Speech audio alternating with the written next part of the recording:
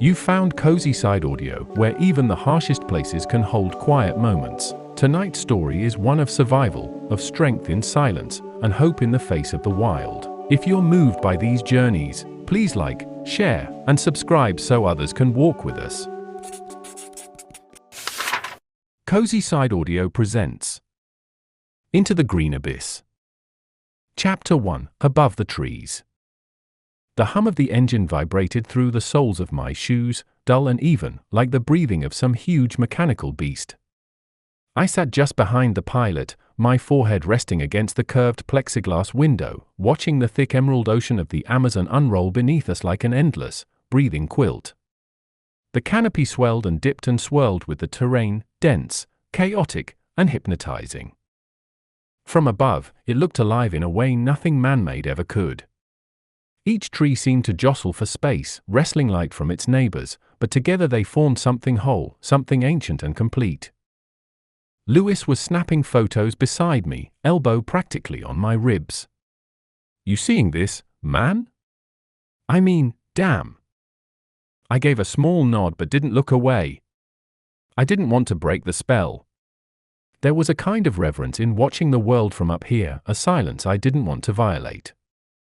Ben, behind us, was humming some tune I didn't recognize, tapping the beat on his knees, oblivious to how his rhythm cut into the quiet. Typical Ben, chipper even at 3,500 feet, somewhere over nowhere. He leaned forward, face between our seats. $10 says we see a jaguar from up here. "You're on," Lewis grinned, raising his camera like a weapon. "If I catch it in frame, you owe me double." I didn't say anything. I wasn't sure I wanted to see one. Something about spotting a predator from the sky felt like tempting the wrong kind of fate. The pilot, short, sun-baked skin, with a neck that disappeared into his shoulders, glanced back at us briefly. "Storm might clip us. Shouldn't be long." I looked ahead, squinting. There was a haze building on the horizon, a strange distortion in the blue. Nothing dramatic. Just a murkiness that hadn't been there 15 minutes ago. Ben leaned closer to me. "You ever think about what would happen if this thing went down?" Lewis groaned. "Why would you say that?" "I don't know," Ben shrugged. "Just saying. Jungle's beautiful, but it's not exactly forgiving." I didn't answer. I'd thought about it. I always thought about it. Every time I stepped on a plane, or a boat, or a trail that curved just a little too far out of sight. Maybe that's what made me cautious, careful. The others joked that I planned like a dad. I carried iodine tablets and backup flashlights, read up on venomous snakes before we booked the trip. And now we were above the largest rainforest on Earth in a 4-seater Cessna with maybe 20 minutes of fuel left and a storm building in the distance. Beautiful. Unforgiving. The sky shifted. It was subtle at first, a strange yellow-gray cast over the trees. I felt it before I saw it. The way the light lost warmth. The pilot's voice was firmer now. "Everyone, strap in." Lewis froze. "Wait, are we? Now?" I snapped my belt on, already tight from takeoff. Ben's humming stopped behind me. Outside, the wind hit us sideways. The plane shuddered hard enough to jerk Lewis's camera from his hands. It clattered to the floor, lens spinning. What the hell? Another jolt. The sky, now smeared with charcoal clouds, seemed to curl downward. Rain hit the glass so fast and so hard it sounded like we'd flown straight into a waterfall. The pilot swore under his breath, words lost to the sudden howl of turbulence. I gripped the edges of my seat. The nose of the plane dipped, just slightly, but enough that my stomach flipped. Lewis reached for my arm. "This isn't normal, right? That didn't look like a storm 5 minutes ago. It didn't feel like one now either." Another jolt, this time violent. My head hit the window. Ben shouted something I couldn't make out. Then came the sound, like metal tearing. Sharp, shrill, wrong. Engines gone, the pilot barked. The hum that had been beneath everything, the one I'd tuned out, taken for granted, vanished. Silence filled the space behind it, terrifying in its suddenness. Then gravity came back. Hard. We were falling. There was no slow descent. No gentle gliding. The forest rushed up like it had been waiting for us. The green below turned from distant quilt to looming threat. Branches. Leaves. Impact. Dark. When I opened my eyes, nothing made sense. I was on my back. The world was sideways.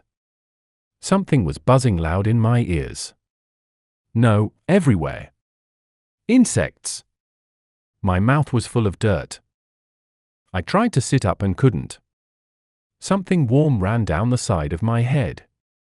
My hands came away red. Lewis. I turned my head slowly, vision smeared and fractured. He was 10 feet away, bent over, coughing into the soil. He moved.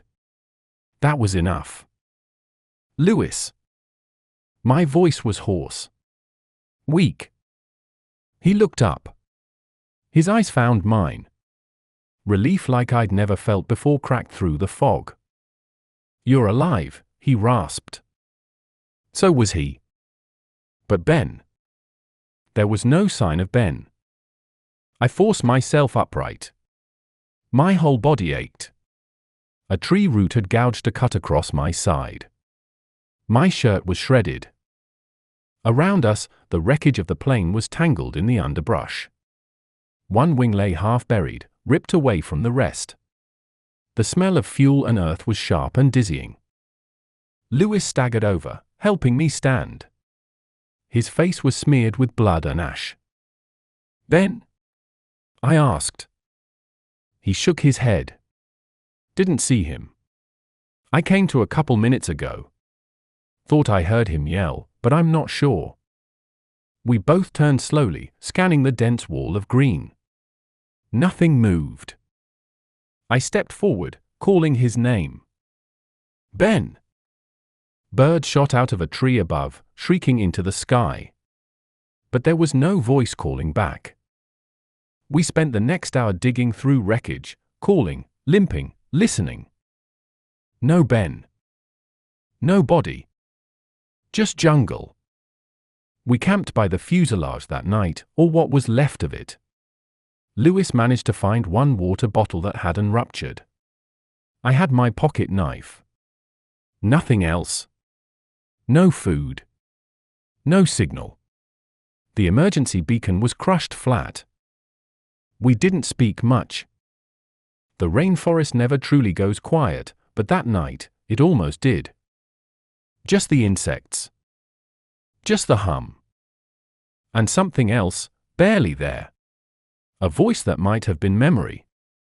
Calling out. Lost in the trees. Chapter 2. The canopy closes. By morning, the rain had stopped, but nothing felt still.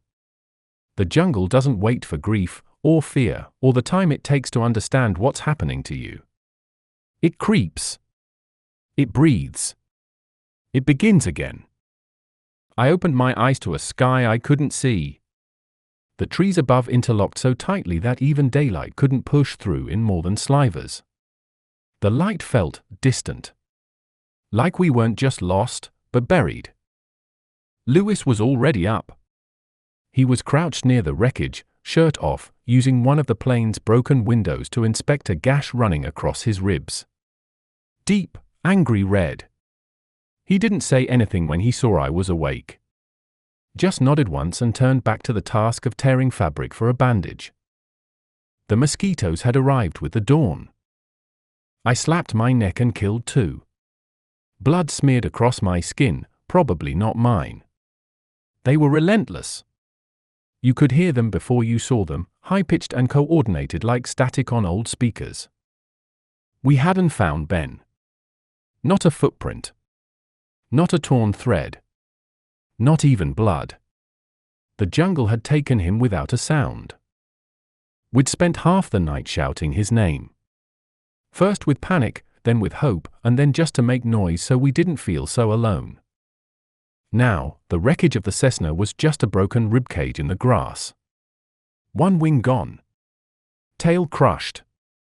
The pilot's body, what was left of it, had been partially thrown from the cockpit and pinned beneath debris. We hadn't touched him. There was nothing to do. Lewis pressed the cloth to his ribs, winced. We should move. I nodded slowly. I wanted to argue. I wanted to say maybe we should stay, wait, hope someone had heard the mayday. But I saw it in his face, he didn't believe that anymore. Neither did I. There were no sounds of helicopters. No rescue beacon. And if Ben had survived, he wasn't coming back to the wreckage. Maybe he couldn't. Maybe something worse. Lewis bent and picked up a torn strip of aluminum paneling. We need gear. Something to use as a blade. I dug through the wreckage with him. Most of it was ruined, soaked, crushed, or buried in dirt. But we salvaged what we could, a pair of sunglasses, a partly melted energy bar, a lighter that worked if you struck it just right, and my camera bag, miraculously intact but waterlogged and heavy. The camera itself was ruined. But inside the bag, 2 AA batteries, a microfiber cloth, and a metal tripod screw that could be sharpened. Useless on their own, but worth holding onto. Lewis found one of Ben's boots. Just the boot. Tucked under a log maybe 10 meters from the crash. He didn't say anything, just handed it to me. Size 11. Laces still tied. We stood in silence for a while, listening for something that would tell us what direction to go. But all we heard were the sounds of things that were alive and not us. We started walking north, or at least what we thought was north. The sun barely touched the floor of the jungle, and my compass app was as useless as the GPS. Every direction looked the same. The trees had no faces, the roots no patterns, the air no path. It wasn't long before we lost the crash site completely. It was just gone, swallowed like everything else. The brush thickened, wet leaves slapping at our faces and shoulders. Thorns sliced our arms when we weren't careful. The ground was never dry, always squelching or sinking or slick. Our shoes were soaked through by the 3rd hour. Lewis slipped once and landed hard. He cursed, looked back, and laughed bitterly. This place doesn't want us, he said. I don't think it even knows we're here. But it did. I felt it. In the silence between bird calls. In the way the light bent around trunks like it was hiding something. In how even the air smelled thick and predatory. We paused by a massive tree, trunk wider than a truck, roots like veins tangled across the ground. I leaned against it, sweating, exhausted. Lewis unscrewed the crushed water bottle and offered me the last sip. We both pretended it was enough. We hadn't eaten. The energy bar was still in my pack, untouched. Neither of us wanted to admit how long it would need to last. By mid-afternoon, the forest changed. The brush opened slightly. The air grew hotter. We stepped into a clearing, and the sudden brightness made us both stop. The sun. Actual sun.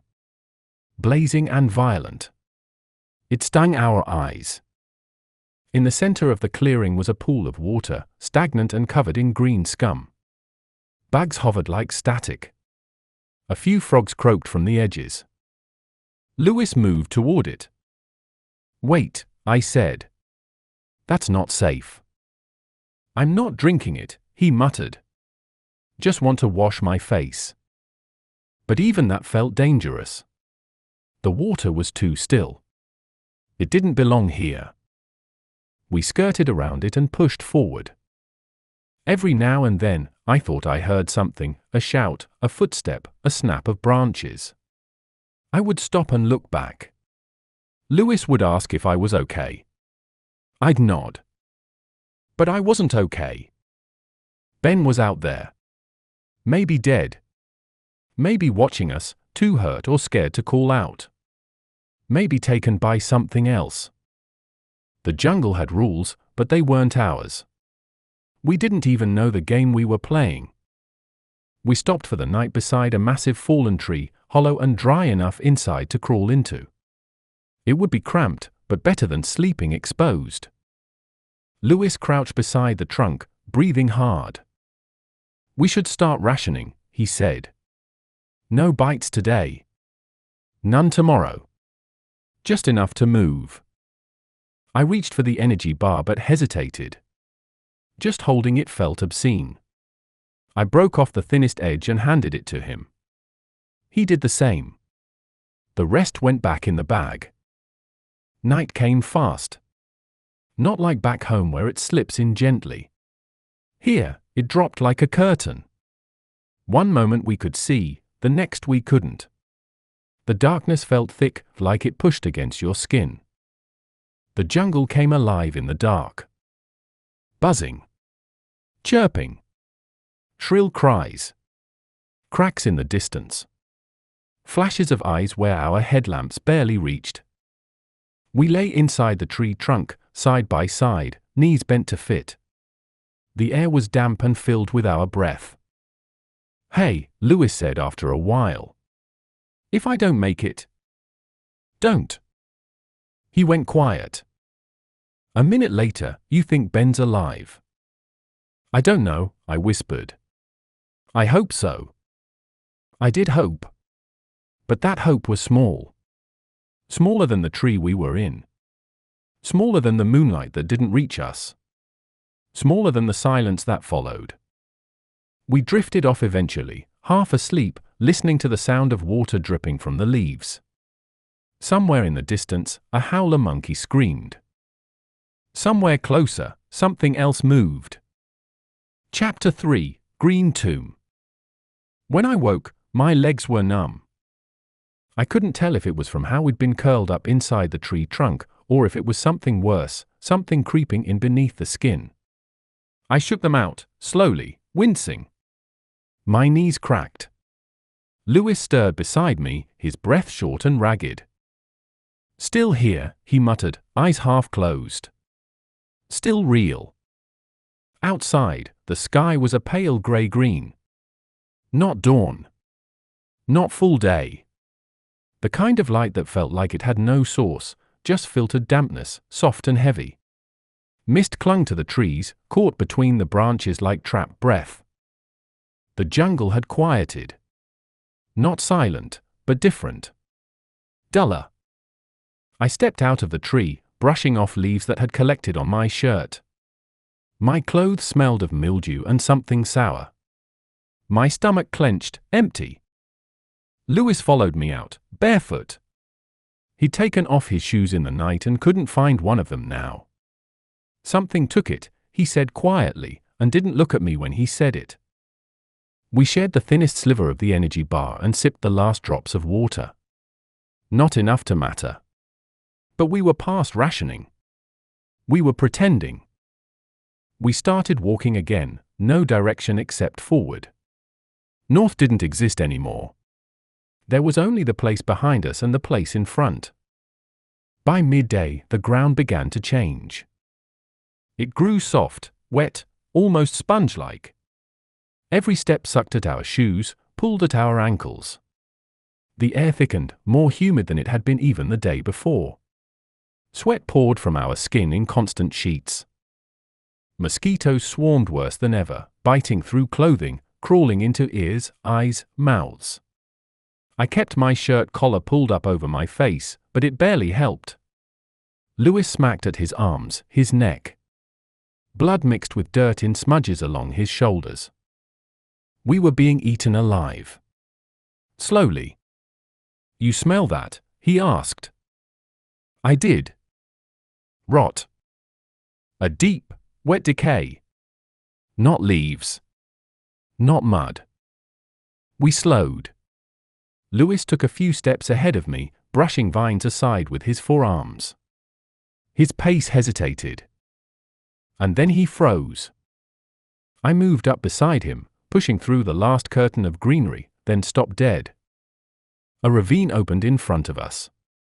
Maybe 20 feet deep, cut clean through the forest floor, like something had gouged it with a massive claw. A stream ran through the bottom, murky, greenish-brown, crawling with movement. But that wasn't what made us stop.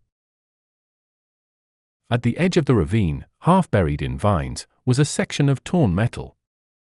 Silver. Curved. Familiar. The plane. A piece of it. Lewis dropped to his knees. He touched the edge of the metal, fingers shaking. This wasn't near the crash site. We'd walked too far. I scanned the area. More debris scattered through the trees.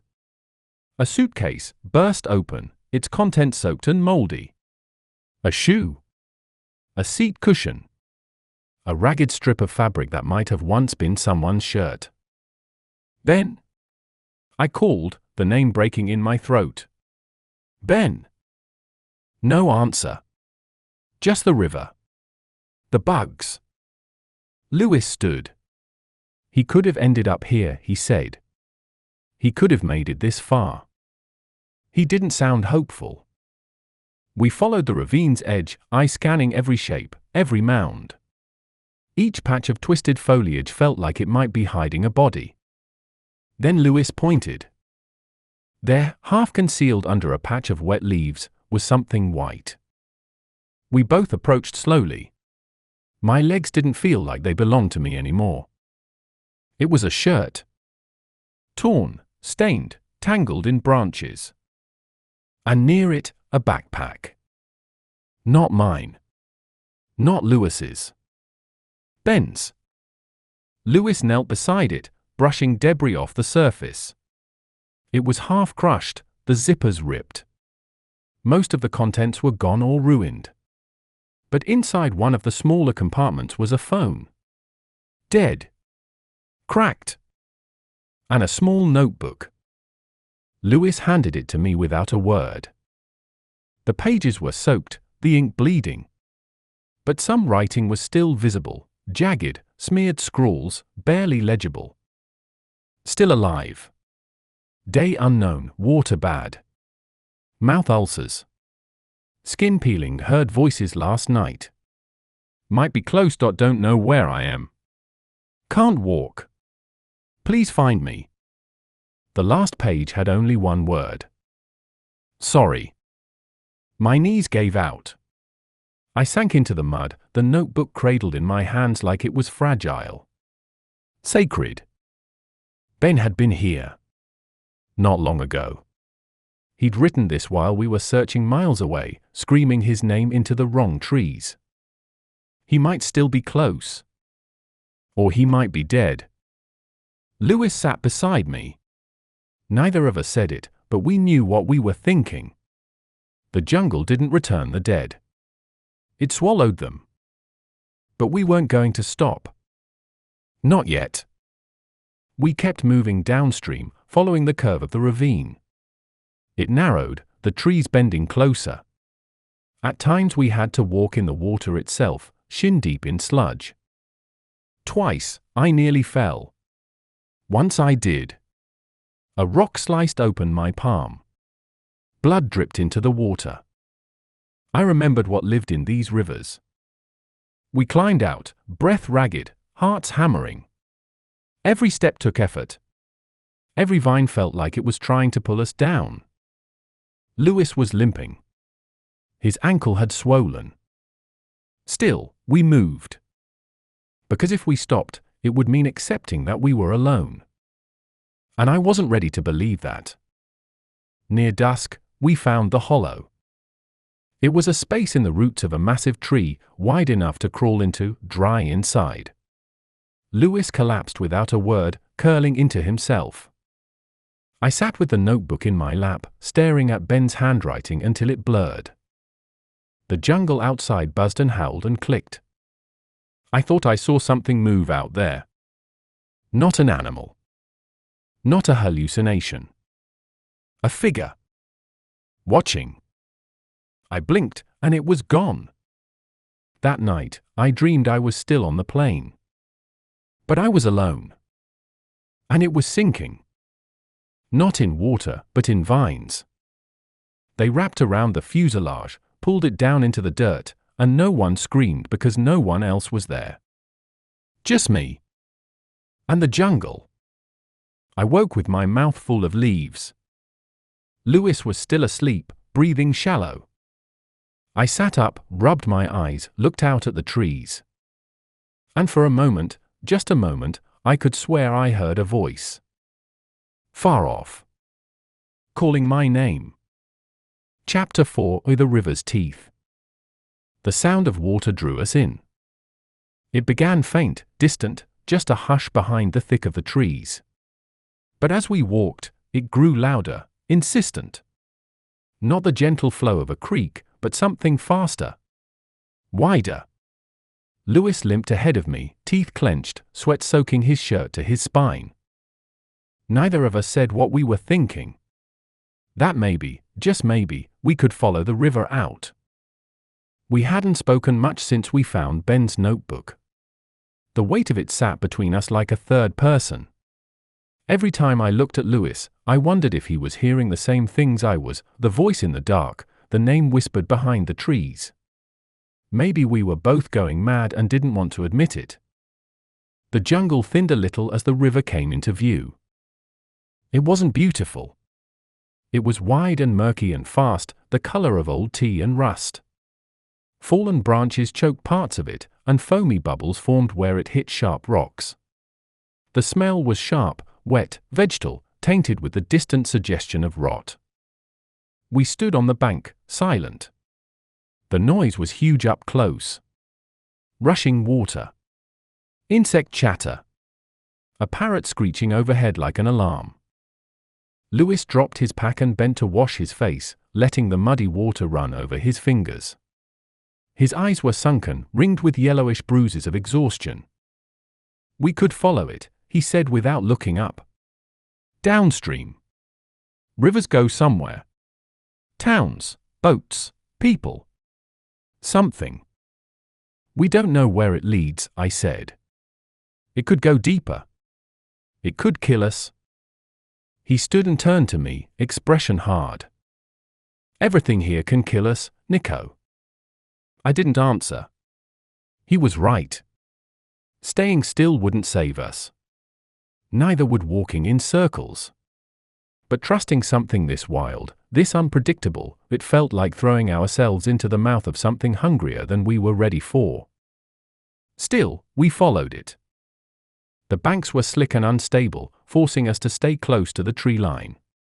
At times, thick underbrush forced us to wade into the water. It was warm and fast, pulling at our ankles with an invisible hand. I hated the feel of it. Like the river wanted us inside it. We saw movement under the surface. Quick flashes of something grey.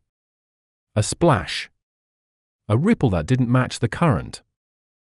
Lewis stopped and crouched. Did you see that? I saw something. Fish. I didn't answer. I was staring at a log a few meters out in the water, thick, still, dark. But its shape was wrong. It had the low, muscular shape of something lying in wait. Caiman, I whispered. Lewis backed up quickly. We kept going. An hour passed. Maybe 2. The sun moved behind the clouds, and rain came again, sharp, cold drops falling through the canopy in irregular bursts. Not the kind of storm we'd seen in the plain, but enough to soak us fast and turn the soil into sludge. Then the ground gave way. I stepped wrong on a patch of moss, and the earth beneath it collapsed with a wet crack. I fell hip deep into a sinkhole of mud and water. Lewis was beside me in a second, grabbing my arms as I sank. I could feel something tugging at my legs, not alive, just the weight of mud and suction. But in my panic, it felt like hands. Lewis pulled hard, yelling something I didn't hear. My arms strained. The pressure around my waist squeezed like a vice. Then I was out, gasping, drenched, shaking. We collapsed onto the riverbank, both of us covered in sludge and shaking with adrenaline. I looked back at the hole. Already, it had begun to settle, filling in, as if it hadn't been there at all. The jungle grew louder as evening fell. The river widened, and on the far bank we saw trees that looked warped, bent backward as if wind had tried to snap them. Strange bark, pale vines. Lewis pointed across. We could cross here. The current was stronger, though. More violent. I shook my head. We don't know what's under there. You're gonna say that forever? Everything's dangerous. We have to do something. I bit down on the panic building in my throat. Then, ahead of us, something floated toward the shore. A shape. Slow. Ungraceful. Caught on a twist of debris and swirling closer with the current. We both stepped forward. It was a shoe. Not Ben's. Not ours. This one was bright, red and blue, frayed at the seams. It looked like a child's sneaker, though half-rotted. It hit the bank and lodged under a root, bobbing slightly in the current. Lewis stared at it. Someone's been here. Or died here. He said nothing. As night fell, we made camp in a hollow between two trees just above the bank. The rain had stopped, but the sky remained a flat smear of cloudless grey, with no hint of stars or moon. The trees blocked any wind, but the air was wet and heavy, like it didn't want to be breathed. Lewis tried to start a fire with the lighter, but it was useless. Everything was damp. Our clothes. The bark. The leaves. Even our skin felt permanently soaked. We huddled together under a blanket of half-dry foliage and tried to sleep. Somewhere out on the river, something splashed. A big splash. Too big for a fish. Lewis and I sat up simultaneously. I reached for the piece of paneling we'd been using as a crude blade. Nothing moved. Then a sound of low, wet breathing. Not human. Just a heavy exhale. It came again. Closer. I pressed my back to the tree and listened. There was something in the water, dragging itself along the edge. We couldn't see it, only hear it. The sound of limbs pushing through sludge. Of weight shifting. Something that didn't care how much noise it made. Then it stopped. Silence. We didn't move for an hour. At dawn, we found prints. Massive, clawed imprints in the mud. Not fresh. Not old either. Caiman. Easily 10 feet long, maybe more. Lewis crouched beside one, pressing his hand into the mud beside it. The print dwarfed his palm. If we'd tried to cross yesterday. I didn't respond. We didn't need to finish that sentence. We kept moving. Mid-morning, we came to a fork. The river split, one stream wide and clean, bending left. The other narrow and slow, disappearing into thick marsh. We stood there for a long time. Lewis pointed toward the cleaner path. This looks better. I didn't trust it. Something about the narrow branch felt safer. Quieter. But I couldn't explain why. We argued.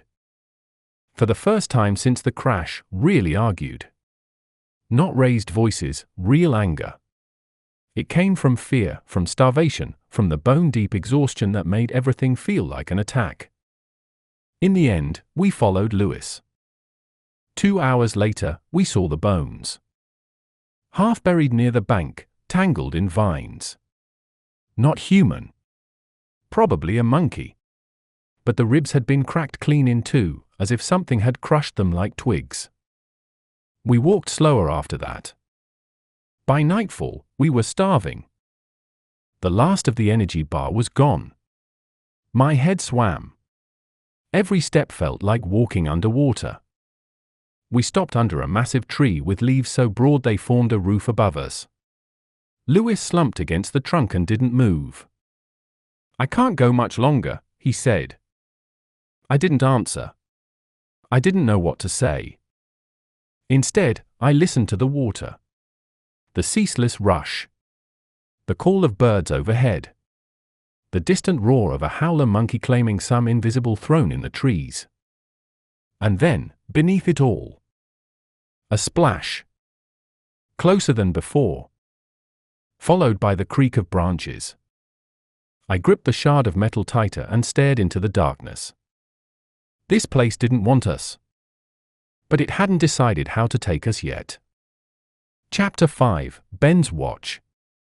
I don't remember falling asleep. Only waking. There was no sunrise, just a gradual lightening of the air, as if the jungle was lifting its veil one layer at a time. The trees were the same. The river still hissed beside us, swollen from overnight rain. Lewis was already awake, back hunched, arms wrapped tight across his chest. He looked smaller. Like a version of himself that had been left out in the rain too long and was starting to unravel at the seams. "You sleep at all?" I asked. He didn't answer right away. His voice, when it came, was hoarse. Dreamt I was home. Kitchen smelled like coffee. Then I woke up, and it was this. I didn't say anything.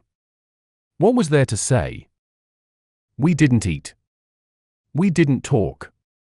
We just stood, stretched limbs that didn't feel like ours, and started walking again. The river narrowed again. Its bank steepened, forcing us to hike higher along its edge where loose gravel crunched beneath our feet. The sun, not that we could see it, was somewhere behind the clouds, turning everything the color of old paper. Lewis stumbled often now.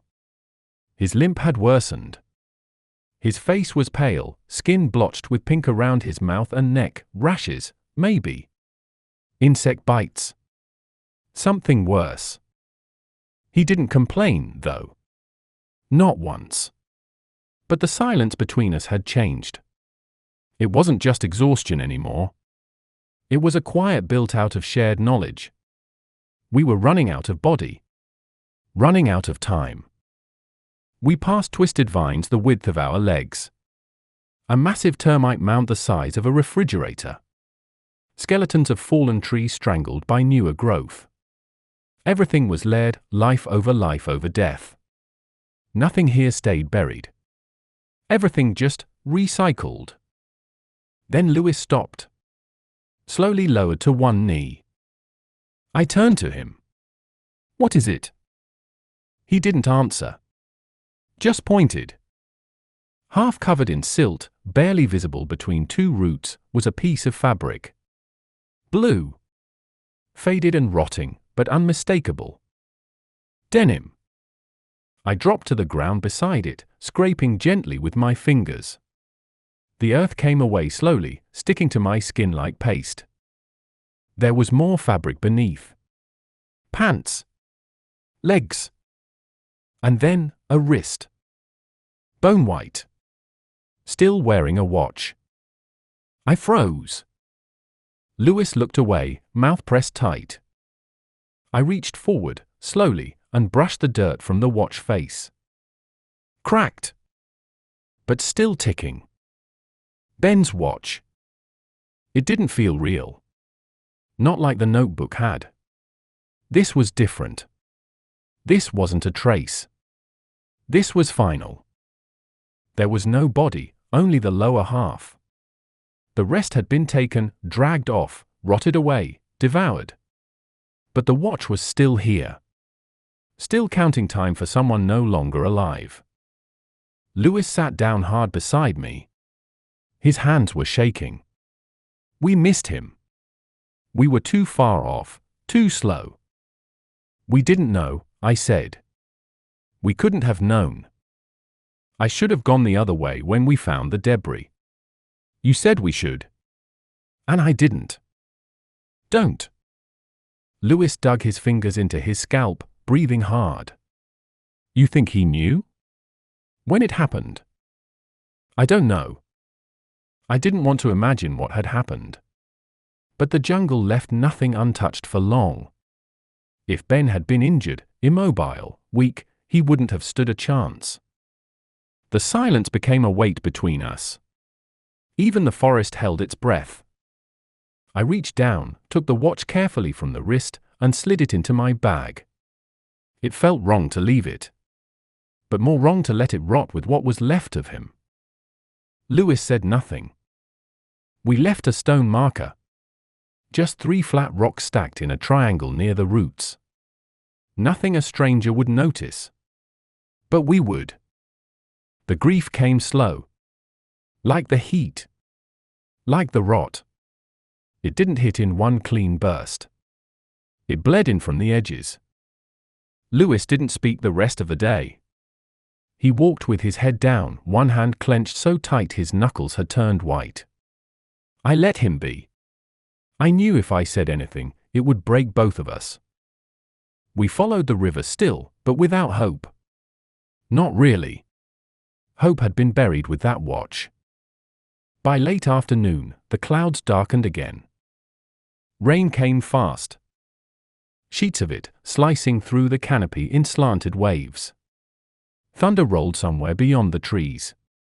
The ground became slick, unstable. The river swelled. We found cover beneath a low outcrop, stone just barely big enough to shield us. Lewis crawled under first and curled against the wall like an animal too tired to be afraid anymore. I sat beside him, knees drawn in. Water streamed down the rock, off the leaves, down our necks. "This is a tomb," Lewis muttered. "What?" He didn't look at me. "The forest. It's a tomb. We're walking through the belly of something ancient, and it's chewing us slowly. We're not guests. We're food." I didn't argue. Because I felt it too. Every step, every breath, we were being broken down. But part of me still wanted to live. Even if just to spite this place. That night, the river breached. We woke to water at our ankles. Lewis bolted upright, gasping. "No. No." We scrambled up the bank, slipping on mud, grabbing at roots. The river churned where we'd been sleeping moments ago, brown and angry, devouring the shore with a hungry hiss. We stood on higher ground, soaked and shivering, watching the place where we'd slept vanish. "I can't do this," Lewis said. "You can." He looked at me. And for the first time since the crash, I saw something break behind his eyes. "No. I can't. I'm done." I stepped toward him. "We keep moving. You hear me? We don't stop. You die if you stop." He shook his head. "Ben's dead." "I know. And we might be next. Not if we keep moving." He laughed bitterly. "We've been moving. And what has it gotten us?" I didn't have an answer. So I gave him my last lie. "We're close. I can feel it." He didn't believe me. But he nodded. And for that night, it was enough. We didn't sleep. Not really. We leaned against each other for warmth, eyes half shut, heart still racing from the flood. Every sound in the dark sounded like teeth. Somewhere in the distance, we heard a high, echoing cry. Not animal. Not human either. I gripped Ben's watch inside my bag. Its ticking had stopped. Chapter 6: The Rot Below. The next morning came without color. Just damp air and silence. No birdsong. No monkeys howling. Not even the whine of insects. It felt wrong. Lewis stood a few feet from me at the edge of the riverbank, staring into the trees like he was waiting for someone to step out. He didn't look like himself anymore, skin pale beneath the grime, beard patchy, eyes hollow. Like something had already crawled inside him and was waiting for the right moment to take over completely. "I heard something last night," he said without turning. "Down by the water. Like breathing." I didn't answer. I'd heard it too. But what haunted me more than the sound itself was the way the ground had shifted beneath us, slowly, almost imperceptibly, like the earth itself was sighing in its sleep. We broke camp in silence. Neither of us brought up Ben. The name was too heavy now, too final. But I could see it in the way Lewis looked at every tree. Like he expected to find more pieces. Another wrist. A face. Maybe even himself. The river had retreated from its swollen fury, but the jungle hadn't dried. It only seemed wetter, more swollen with life, if you could even call it that. The ground beneath our feet had turned from mud to something worse. It gave. Sank. Swallowed. The top layer looked like earth, but it wasn't. It was sponge and slime and decay. Every step came with a wet, sucking sound. Every other step reeked of sulfur, like some animal had died just below the surface and never quite finished rotting. Lewis slipped once, fell hard, and when I reached down to help him up, my hand sank wrist deep into the ground. It wasn't mud. It was black and slick, warm to the touch. I yanked my hand out and wiped it on my pants. The smell followed. Lewis said nothing, just stood and limped forward. Around midday, we came across something we didn't expect. Something built. A post. Rotting wood, maybe 5 feet tall, leaning slightly to one side. Vines wrapped around it like veins. Carved into its side, barely visible beneath layers of moss, was a cross. Not the religious kind. Just 2 slashes, intersecting. Lewis stared at it. Marker. I stepped closer. For what? He pointed to the ground a few yards away. A dip in the earth. Leaves arranged in a rough rectangle. And in the center, something white. Bone. I knelt beside it. Not a full skeleton. Just a few fragments. Human. A grave. Lewis stood still for a long time. Then, how old do you think it is? No idea. Someone was here. Someone died here. He looked down at his swollen ankle, the rash crawling up his wrist. Guess we're not the first. We moved on. An hour later, Lewis vomited. It came suddenly, violently. He dropped to his knees and retched into the soil, body convulsing.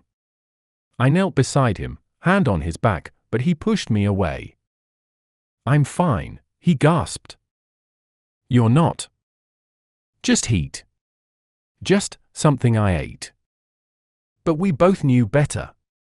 He hadn't eaten since the last sliver of that bar. And the water we'd been drinking? Scooped from rain pools. Stream edges. No way to purify. We were drinking the jungle. It was drinking us back. By late afternoon, Lewis could barely walk. His ankle had ballooned, and the rash had spread up his neck, angry red and oozing. I tried to find clean leaves, water to wash it, but everything I touched smelled wrong. Felt wrong. We stopped in a patch of dry ground surrounded by twisted roots. I helped him sit. Just give me a minute, he said, eyes glazed. Then we keep going. I didn't argue. I just sat beside him, too tired to feel fear. Around us, the jungle buzzed again, but softer now. Lower. A constant drone in our ears like tinnitus. I realized it had never really gone quiet. It had just dropped its pitch, moved under the skin. I looked down at my legs. Red bites everywhere. Some had turned black at the edges. One pulsed when I touched it. That night, I dreamed I was underground. Not buried. Not dead. Just deep, miles beneath the roots, curled in some wet tunnel, lungs full of dirt. Something moved in the dark with me. I couldn't see it, but I knew it was there. Breathing. Waiting. Its warmth was the only thing keeping me alive. I woke with the taste of soil in my mouth. Lewis didn't sleep. He sat upright all night, shaking slightly, talking to himself in low, fragmented whispers. I caught pieces. Should have stayed with the wreck. He called to me, I swear he did. Watch still ticking, why's it still ticking? When I touched his arm, he flinched. Eyes wide. You're not him, he said. No, I said softly. I'm not. He blinked, and something cleared for a second. Sorry. I keep hearing things. I know. The rot wasn't just below us anymore. It was in us. Growing. The next morning, Lewis couldn't stand. I tried to lift him. He screamed. Leave me, he rasped. You'll move faster. Not a chance. He grabbed my wrist. Nico, listen. If it gets worse, if I start losing it, don't wait. Don't be stupid. I stared at him. We're not there yet. He smiled, but it was crooked. You're still lying. That's how I know you still care. I built a stretcher from branches. Tied it with vines. It wasn't strong. It wasn't stable. But I got him onto it, barely. And then I dragged him. One step at a time. Through sludge and brush. Around trees. Across ant lines that bit into my ankles like tiny razors. Flies swarmed our faces. Something stung me on the neck and left a welt the size of a coin. Lewis didn't scream anymore. He just groaned. The rot was in him deeper now. His skin was pale and waxy. His fever was rising. But I wasn't going to leave him. Not yet. At sunset, I found it. A structure. Half buried in vines, covered in moss and creeping fungus. A shack. Wood walls. Tin roof rusted to orange dust. A door hanging crooked off its hinges. I dragged Lewis to the entrance, heart hammering. Inside, it was dark. Damp. Mold up the walls. The smell of mildew so thick it clawed at your throat. But it was shelter. I got him inside. Laid him on a wooden bench. His head lolled to the side. I checked his pulse. Still there. But faint. I turned in a slow circle, eyes adjusting. An old cot. A rusted pot. A cracked glass bottle filled with yellow water. Someone had lived here once. Years ago. Maybe decades. And on the wall, scratched into the wood, were 4 words. Don't trust the ground. I sat beside Lewis that night, holding Ben's watch in my hand. It wasn't ticking anymore. The hands had stopped just before midnight. The air inside the shack felt wrong. Like something watched from beneath the floorboards. Like the rot had followed us inside. I stared at the ground. I listened. And for the first time, I started to believe we wouldn't make it out. Not both of us. Maybe not either. Chapter 7, Things That Crawl. I woke to the sound of something chewing. It was wet. Rhythmic. Sharp little snaps, like teeth on cartilage. My first thought was rats. I jerked upright, heart thudding. It was still dark, somewhere between night and morning. The shack around us groaned under its own weight, beam swollen with moisture. Lewis lay just a few feet away, still unconscious. His breath was shallow and fast, skin glazed with fever sweat. I scanned the room. Nothing moved.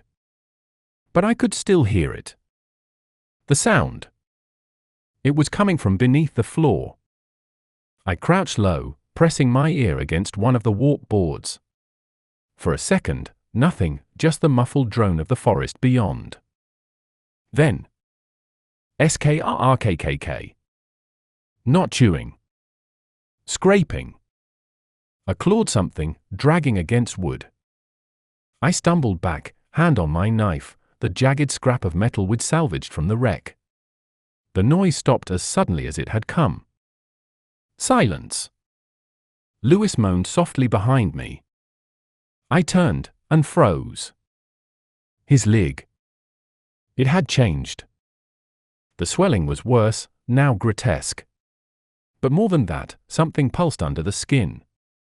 A subtle rise and fall, like breath. Something moving. I rushed to his side and peeled up the pant leg. There, just above the ankle, was a small black hole. It wasn't a wound. Not exactly. It looked burrowed. As I stared, something shifted beneath it. A ripple. Like something turned over inside him. My breath caught. No, I whispered. No, no, no. I grabbed the edge of the cot and shook him. Lewis. Lewis, wake up. His eyes fluttered open, barely. Glassy. Unfocused. I think something's inside you, I said, trying to keep my voice level. I think you've been infected. He stared past me. What's crawling? I need to look. I need to cut it. Just a little. He groaned, shaking his head. But I didn't wait. I didn't have time.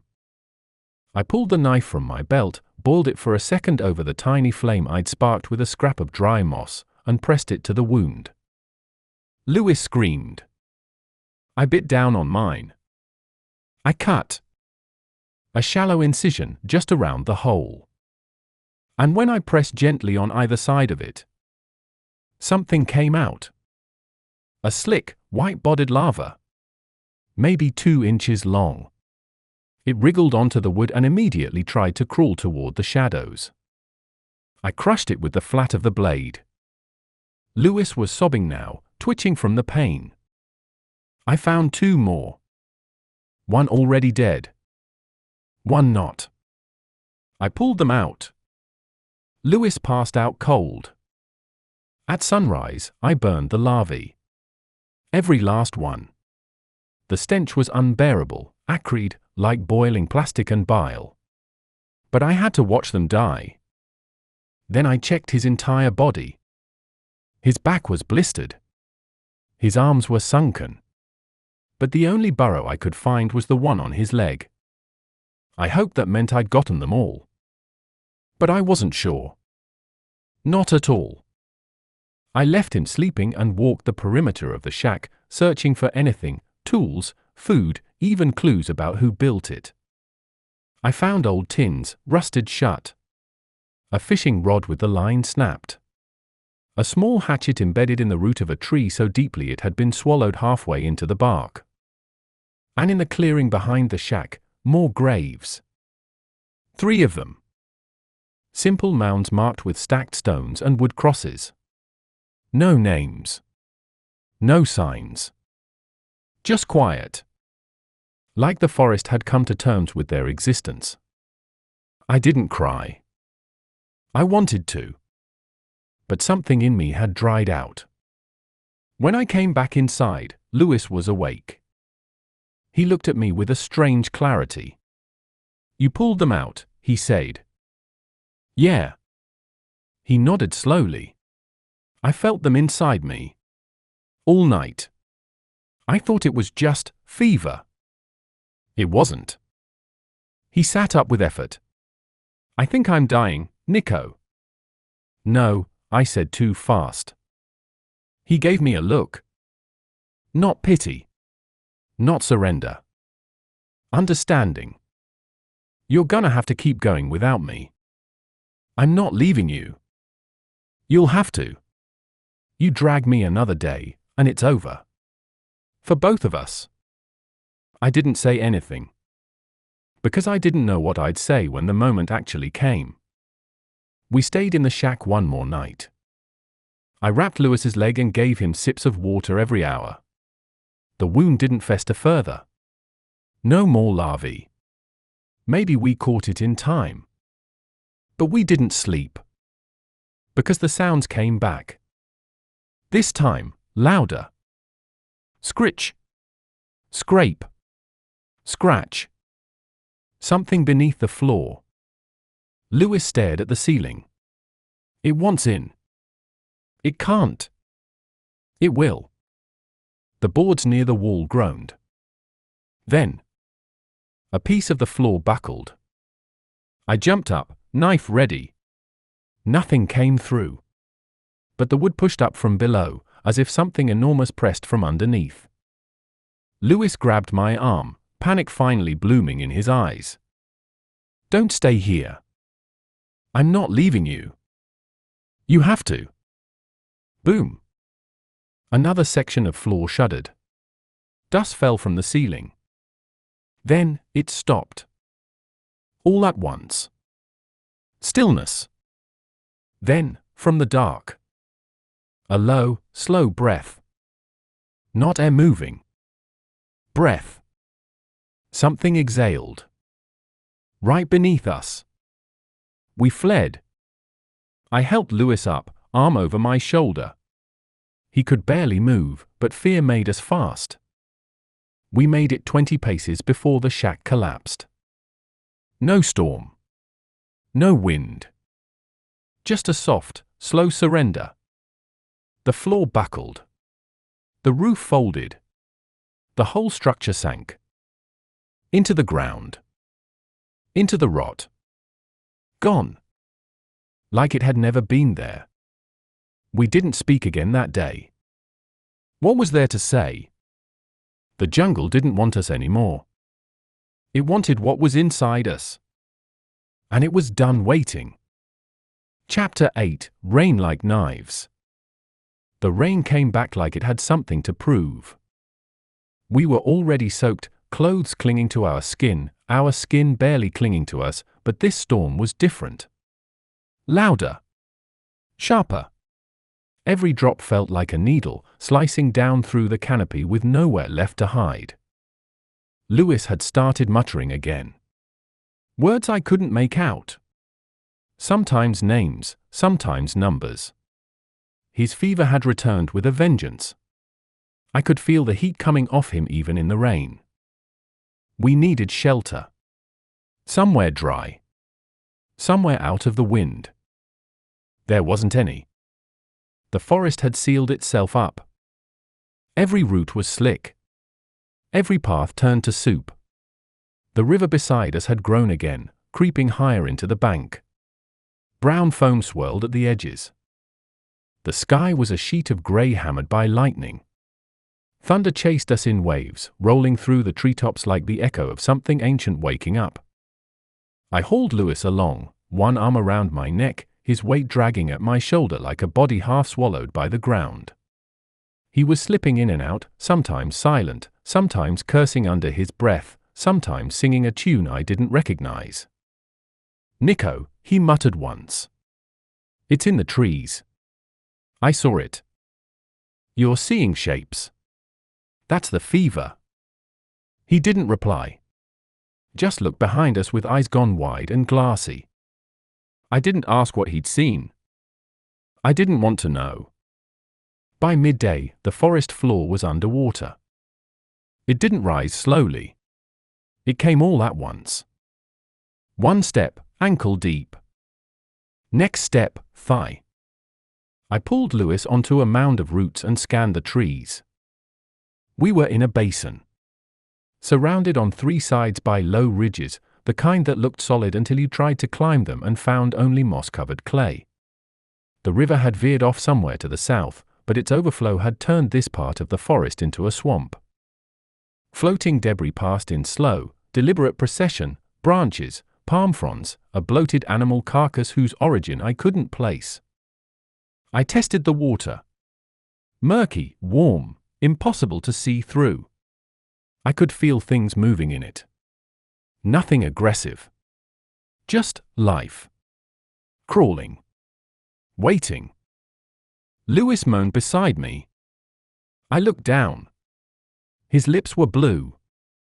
He wouldn't make it through the night in this cold. I had to find higher ground. I left him tucked between the roots of a strangler fig under what little cover remained. I wrapped his arms with vines to keep him upright. I told him I'd be back. I didn't say what I feared, that the water would rise faster than I could return.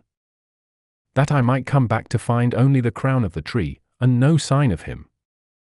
I moved fast. Climbing the ridge was like scaling oil. Twice I slipped and slid halfway down, scraping my palms bloody on bark and rock. The rain didn't let up. It just pressed harder. Heavier. Like the sky was trying to bury us under the weight of its own grief. When I reached the top, I found only more trees. No shelter. No clearing. Just more forest, yawning outward in every direction. But from here, I could see it. A flicker of light. Faint. Orange. Fire. Not lightning. Not sunlight. Fire. It was far. Maybe a mile. Through waterlogged jungle. I didn't hesitate. Getting back down was worse. The slope had turned to sludge. I half fell, half crawled. The rain stung like glass now. The air smelled of ozone and mud and something else, something sour, like curdled milk and rot. When I reached Lewis, he was barely conscious. Found something, I said, lifting him as gently as I could. Someone's out there. A fire. He blinked slowly. Not alone. No. Not anymore. The water was up to my knees now. I pulled him through it, step by agonizing step. My shoulders burned. My thighs trembled. Each step felt like hauling both of us through cement. We moved toward the light. Every 20 paces I lost sight of it. The tree shifted. Rain blurred the edges of vision. But it always reappeared. Always ahead. Flickering like a promise I wasn't ready to believe in. At one point, I stumbled.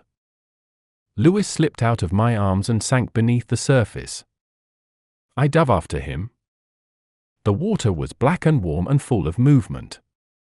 Something brushed my cheek.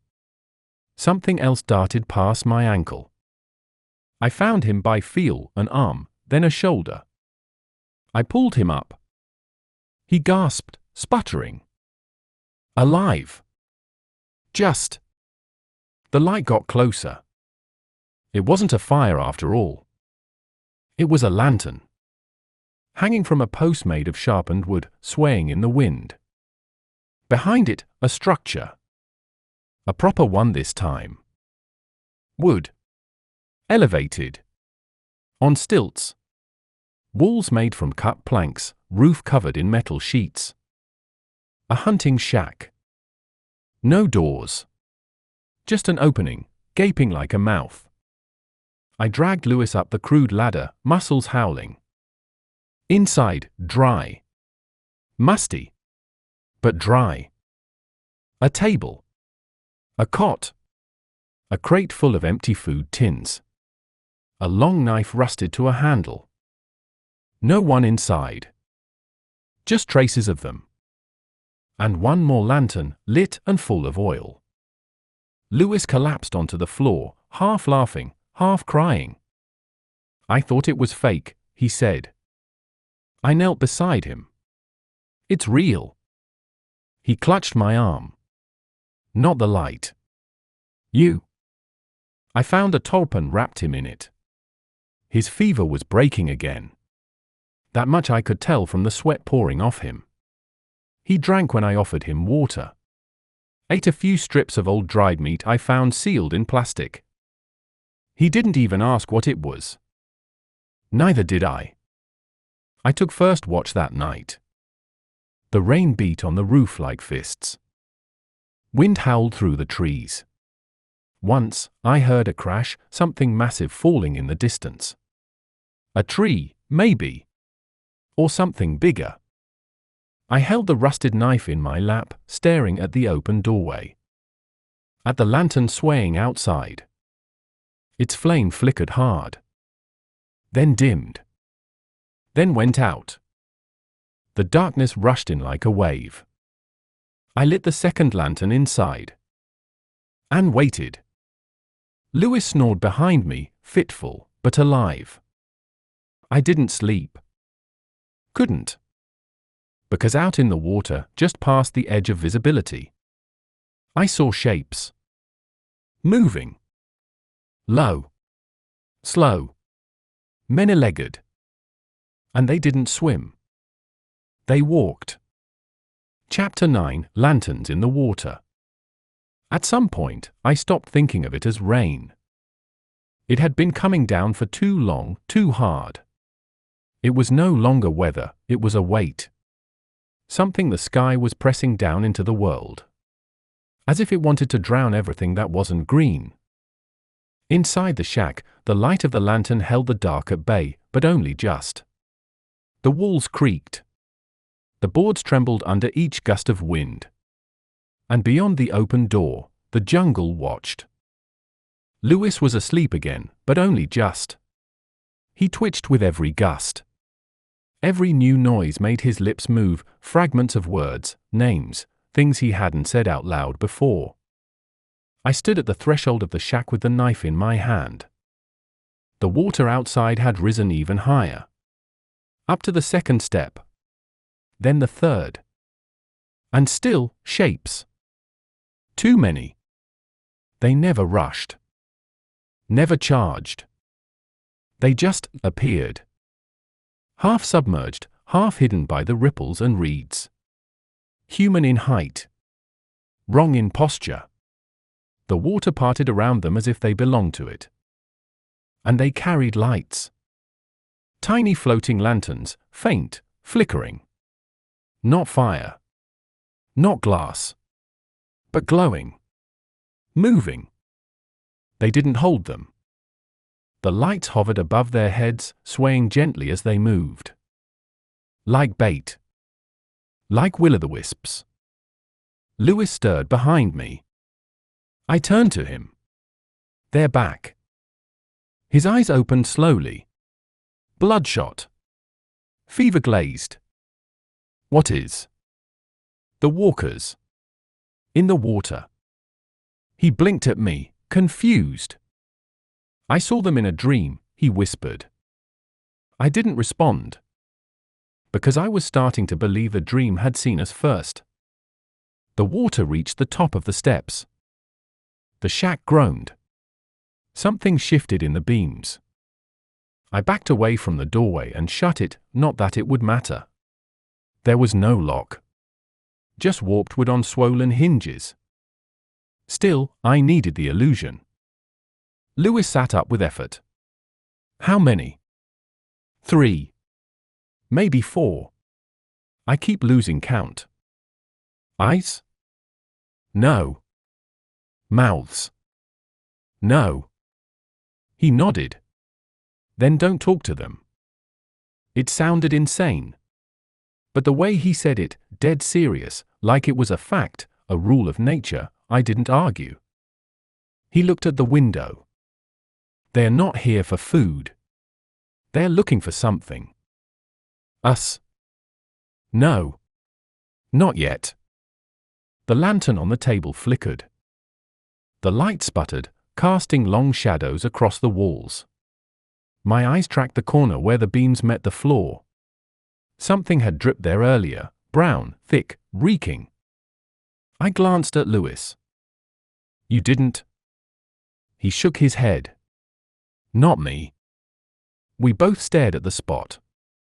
A second drip joined it. From the ceiling. I climbed onto the table and pushed against the underside of the roof. The metal sheeting was loose. I peeled it back slowly. Rain pelted my face. But there, just beneath the metal, wedged between 2 slats of wood, was a bundle. Wrapped in cloth. Soaked. Mold over with black spots and a swarm of tiny white larvae wriggling at the edges. I pulled it down, gagging from the smell. Lewis coughed behind me. "What is that?" I didn't answer. I untied the cloth. Inside, a journal. Half rotted. Pages bloated and stuck together. Water stained. But legible. Scrawled in messy block print. "If the lanterns call to you, shut your eyes. If they speak, do not answer. If they stand still, you are already lost." Beneath it, more entries. Day 12, still no way out. River loops back. Same trees. Same dead parrot. Swear I passed it 3 times. Voices at night. Thought I saw David, but he's been gone 5 days. I didn't open the door. Day 14, they wait in the water now. They don't move in daylight. I can't leave the shack. My leg is worse. The rot spreads even in dry wood. It's not infection. It's hunger. Day 15, they don't want food. They want memory. I gave them her name. The rain hasn't stopped. The last entry was scratched in with what looked like bone. Day 16, I'm the last light. I closed the journal. Lewis didn't speak. He didn't need to. That night, the water breached the doorway. It didn't surge. It didn't flood. It crept. A silent tide pushing into the shack, inch by inch. It spread across the floor in ripples. Around the crate. Over the boards. No sound. Just wet silence. And then, light. Outside the window, another lantern hovered just beyond the glass. Not held. Not suspended. Floating. It pulsed. Once. Twice. Then it moved, slowly, to the side. Drawing us with it. Lewis looked at me. Don't follow it. I won't. The lantern returned. Pulsed again. And this time, it spoke. Not out loud. Not in the air. Inside my head. A voice like dripping leaves. Like a whisper buried in bone. You left him behind. My throat closed. He called for you. You didn't answer. Ben. It was his voice. Or the closest imitation. I looked at Lewis. His eyes were wide. You hear it too? He nodded slowly. Don't answer, he whispered. We still have his eyes. I clenched my jaw so tight it ached. The voice paused. Then, softer. We could show you. We could bring you to him. Lewis slammed his hand against the wall. Shut up. You don't speak for him. The lantern flickered. Then vanished. The silence after it left was worse than the voice. It was like the jungle itself held its breath. Then, from the other side of the shack. Water. Shifting. Something had stepped inside. I raised the knife. Lewis tried to stand but fell back, gasping. The water was up to our calves now. A silhouette moved near the door. Not tall. Small. A child. Or something shaped like one. Head tilted. Body twitching slightly with the current. It didn't breathe. It didn't blink. Then, the lantern returned. Right above its head. Glowing steady. A second voice joined the first. Not Ben. This one was my father. You shouldn't have left home. My knees buckled. This was your fault. All of it. You brought them here. Lewis moaned behind me. Don't listen. But it knew. It knew things. Things it shouldn't have. Memories no one else could know. We buried your brother in pieces, Nico. Because you weren't there. My vision swam. I stumbled. The knife fell from my hand. The shape in the water stepped closer.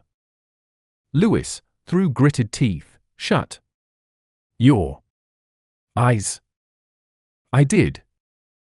Darkness. Nothing but breath and heartbeat.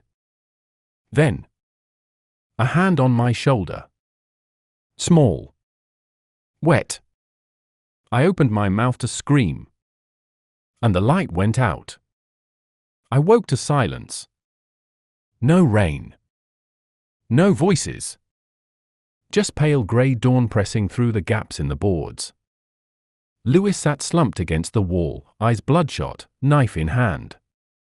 I sat up slowly. The water had retreated. No trace of the shape. No lanterns. No lights. Only the journal on the floor. Pages torn. Final entry circled in blood. I'm the last light. I looked at Lewis. Did you see it? He didn't answer. Just looked at me with hollow eyes. And whispered. They know your name now. Chapter 10, The Loop. We left the shack at dawn. The water had retreated, leaving behind a film of slick mud and stinking algae. The boards of the shack were warped and splintered, as if the jungle had tried to eat it in the night. Lewis could walk again, barely, but I still had to support half his weight with every step. The pain in his leg made him twitch with each movement. We didn't speak of what happened. Not yet. There was something fragile in the silence between us, like if we named it, gave it shape, it would come back. So we just walked. In a direction. Any direction. The forest was brighter than it had been in days. Sunlight filtered through the canopy in pale shafts, catching on beads of water still clinging to leaves. The air was heavy with that post-storm weight, humid, sticky, dense enough to chew. Birds called in shrill, uneven patterns. Everything sounded a little off. Familiar, but not right. Like a song you think you know, but the lyrics are just slightly wrong. I didn't know where we were going. I just knew we had to keep moving. It took us 4 hours to find the shack again. I didn't believe it at first. Lewis didn't either. We stopped at the clearing and stared. It was unmistakable, same elevated frame, same tin roof, same crooked lantern post still dangling at the front like a hanged man's arm. The muddy prints we'd left at the entrance were still there. Lewis whispered, "No." I walked around it. Circled it. Looked for proof it wasn't the same. But it was. Even the journal, half soggy and half shredded, still sat just inside the door.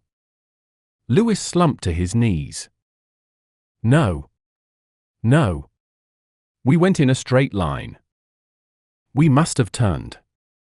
Doubled back. We didn't. Then the jungle did. He laughed. It was a sharp, cracked sound. Yeah. Yeah, that makes sense. The jungle turned. Sure. He started crying without sound. I didn't stop him. We waited an hour. Then left again. Due west, this time. I marked the trees with the edge of my knife, slashes in the bark, deep enough to see. Every 30 paces, another cut.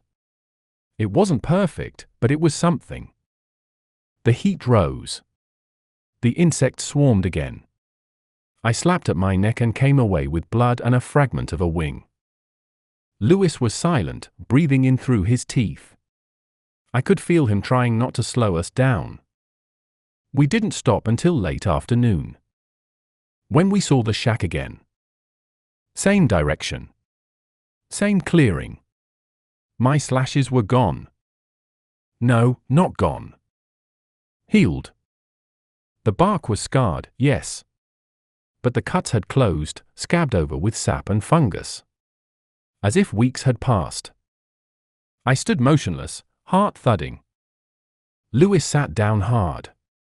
Didn't say a word. Just held his face in his hands. That night, we camped under the trees, unwilling to enter the shack again. We had no food left. Lewis drank from a pool where rain had collected in the crook of a leaf. I caught a frog with my hands, held it too tightly, crushed it by mistake. Didn't matter. We weren't hungry anymore. Not in the way we used to be. The sky turned black. No stars. Just a blanket of dark. And then, once again, lanterns.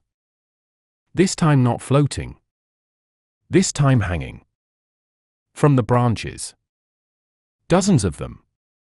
Low. Swaying slightly with no wind. Their light was pale yellow, almost white. They pulsed in a rhythm that didn't match anything alive. I turned to Lewis. But he wasn't looking at the lights. He was looking at the ground. At the roots. No footprints, he whispered. I knelt beside him. He was right. We had walked all day. But the mud was smooth. Undisturbed. Like we hadn't moved at all. We tried running. North, maybe. Or what we thought was north. We didn't speak, just ran. Lewis limped, but he pushed himself, gasping with each step. The lights followed us, or moved ahead, or multiplied, we couldn't tell anymore. We ran until Lewis collapsed. I fell beside him, both of us soaked in sweat, caked in dirt, hands shredded from clawing at vines and branches. And when I lifted my head, the shack again. But this time, it was different. No longer abandoned. Smoke drifted from a hole in the roof. And something moved behind the doorway. I didn't want to go in. Every part of me screamed against it. But Lewis was already crawling toward the steps. He looked back at me.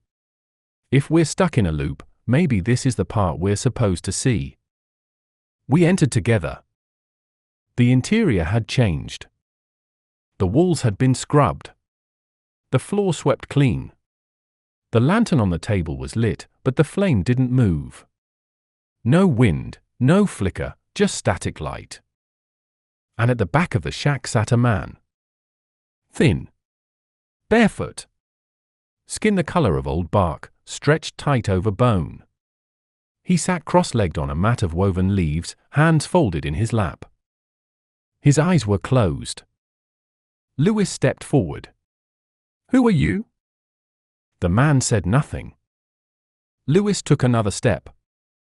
Still nothing. Then he turned to me and opened his eyes. They were white. Not blind.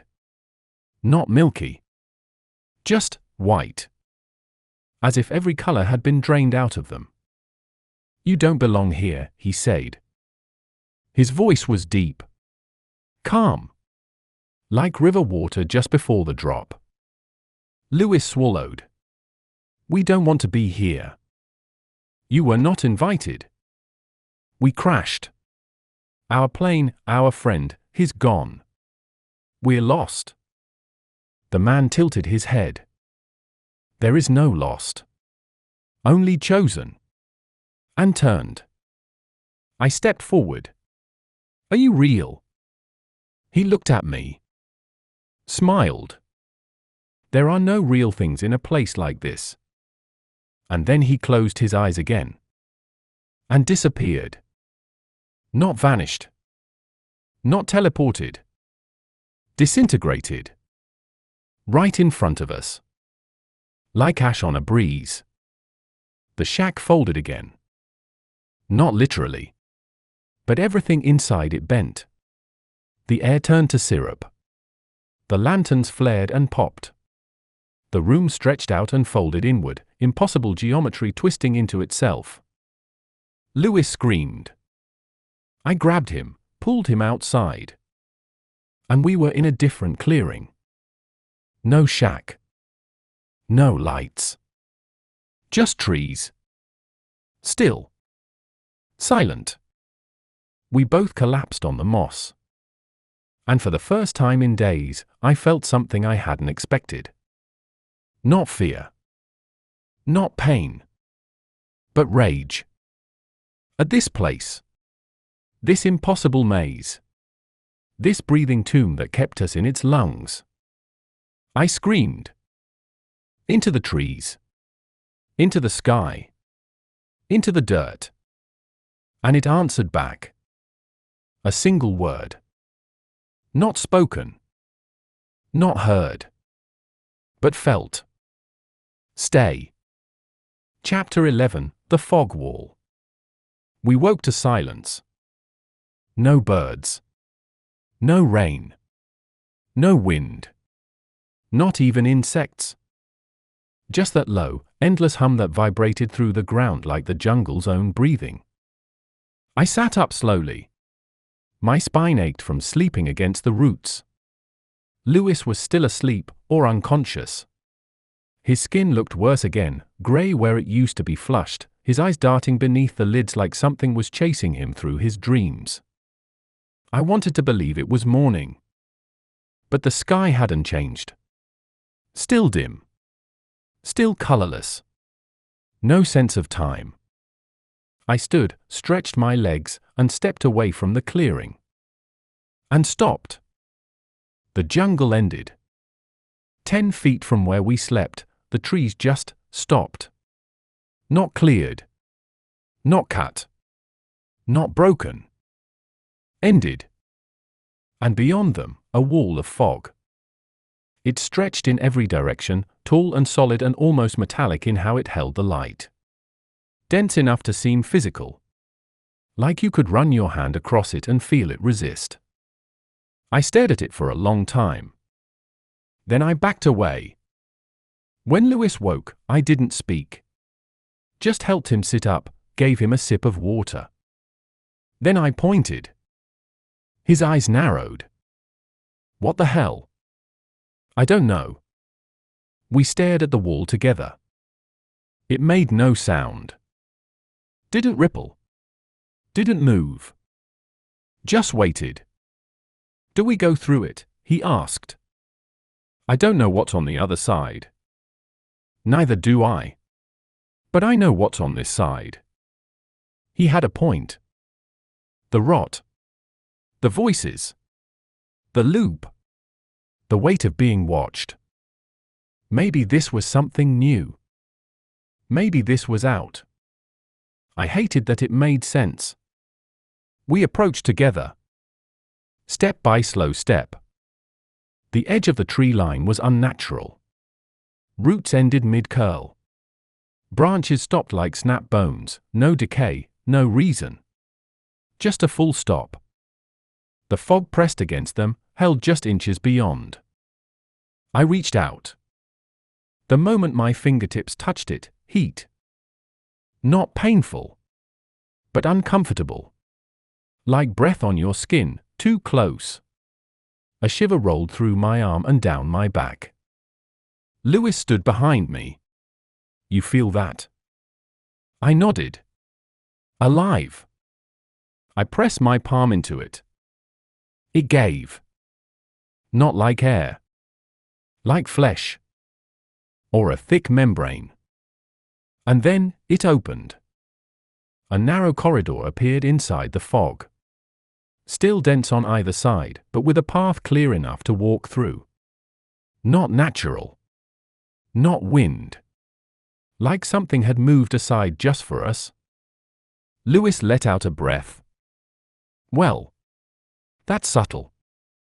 We stepped in. The moment we crossed the threshold, sound vanished. Not quiet. Gone. Like our ears had been filled with cotton. I turned to check the way we came. It was gone. The forest was no longer behind us. Only more fog. Lewis said something. I couldn't hear him.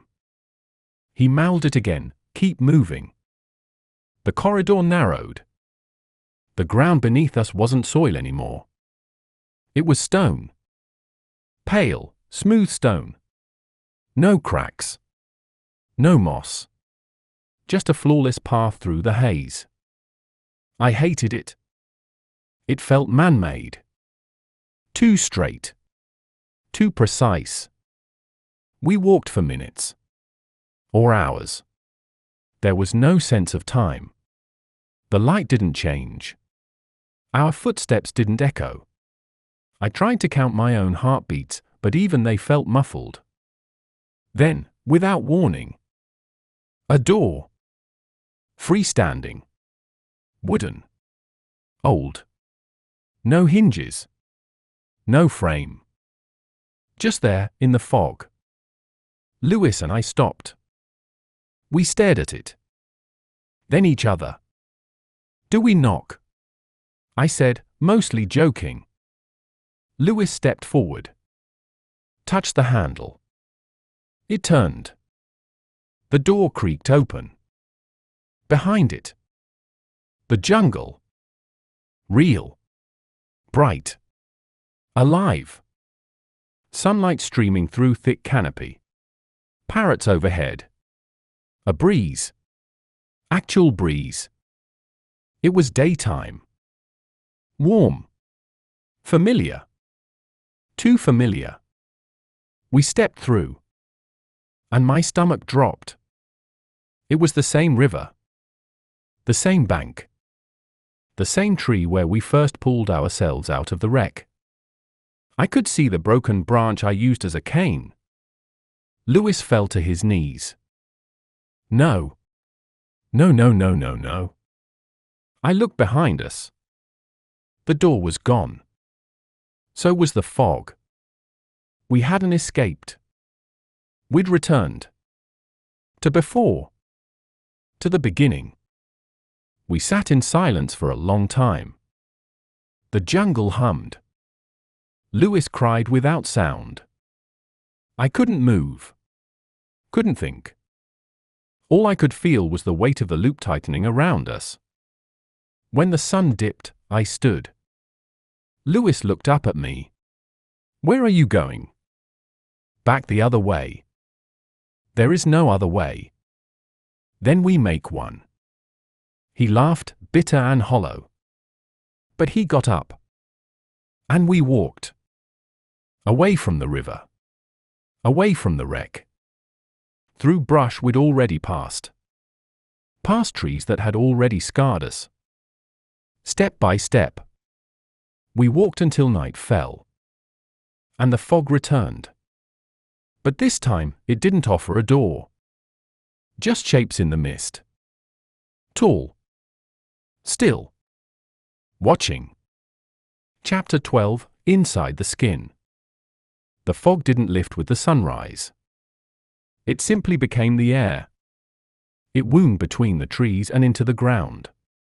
It coated our skin, soaked our clothes, clung to the insides of our lungs. The light never changed, dim, grey, sourceless. Lewis hadn't spoken in hours.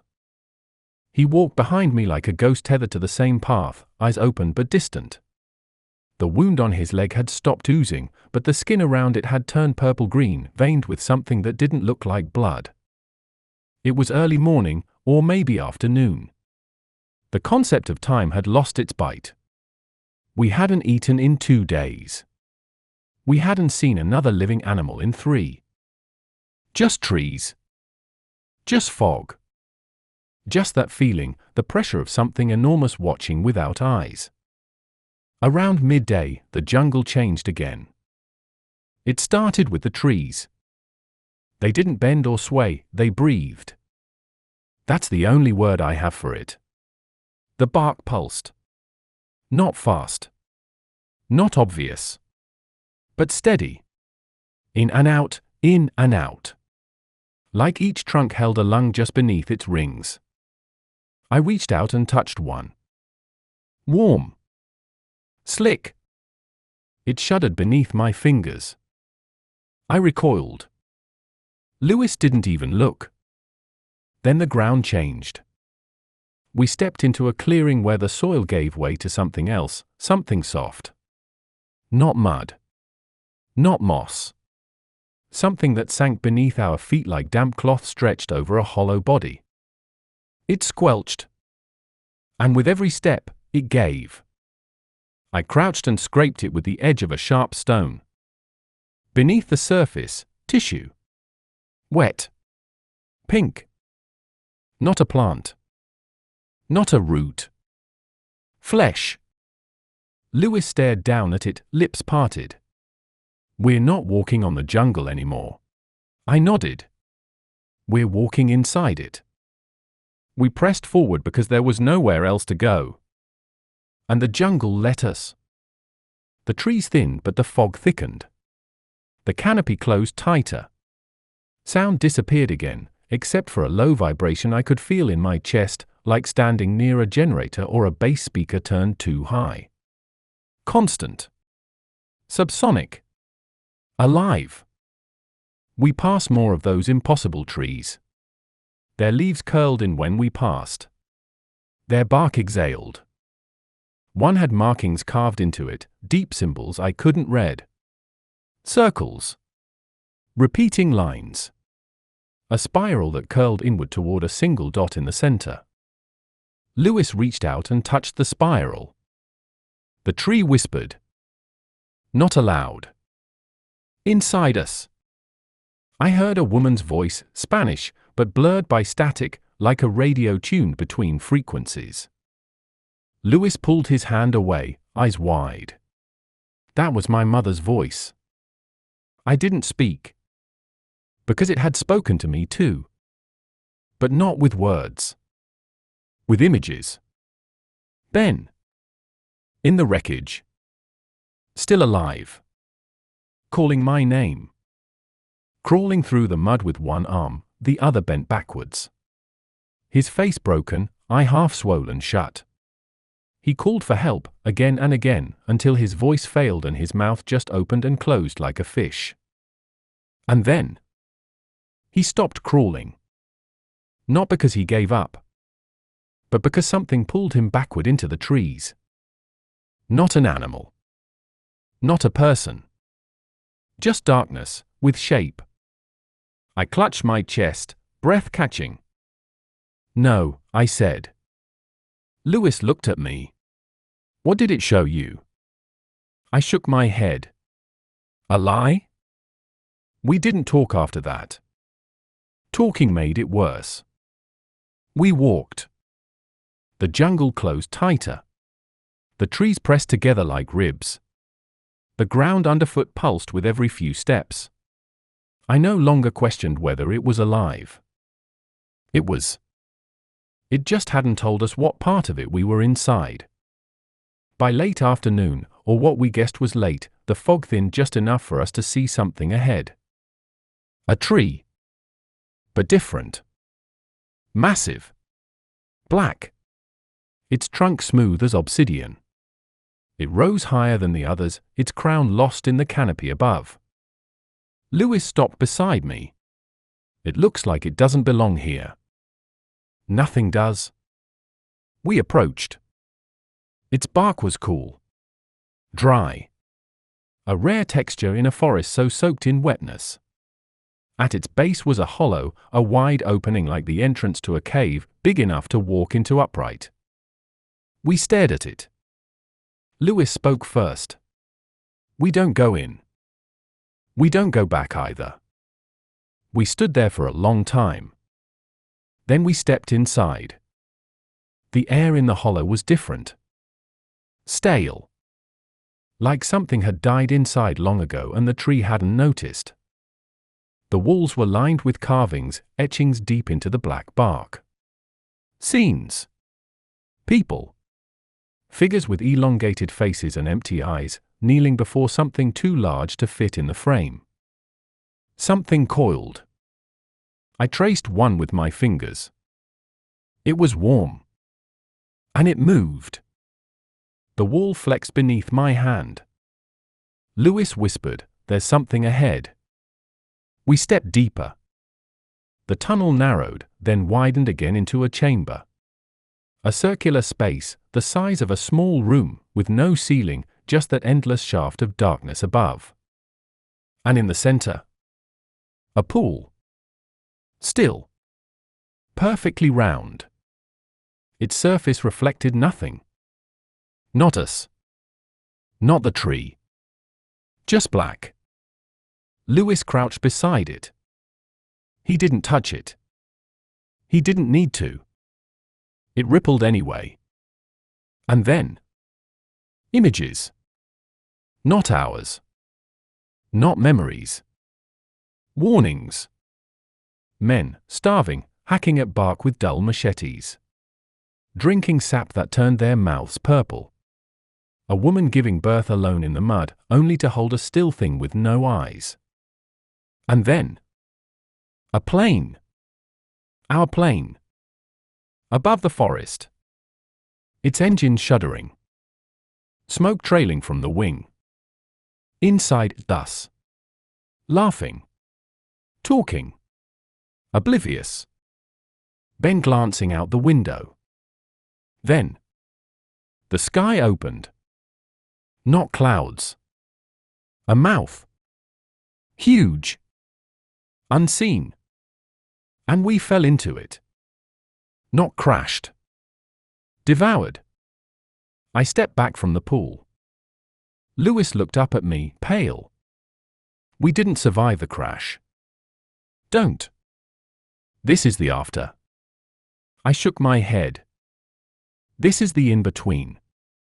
No, I said, forcing my voice to stay firm.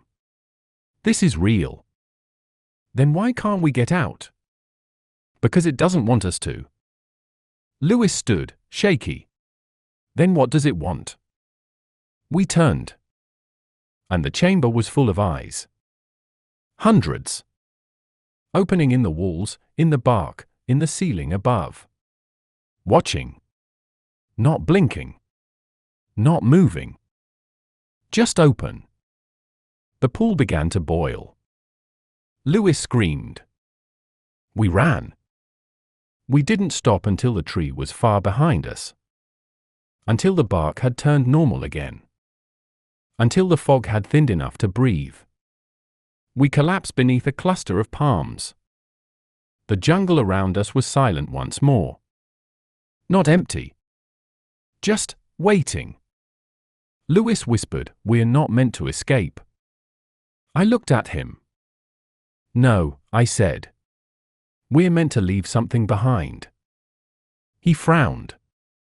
Like what? But I already knew. Chapter 13, The Trade. The air changed. We didn't notice at first. After everything we'd seen, bleeding trees, black roots, whispering fog, a shift in the air felt like nothing. But it was there. A dryness we hadn't felt since the plane. A breeze that moved against the jungle's usual breath. Then the insects stopped humming. And we heard it.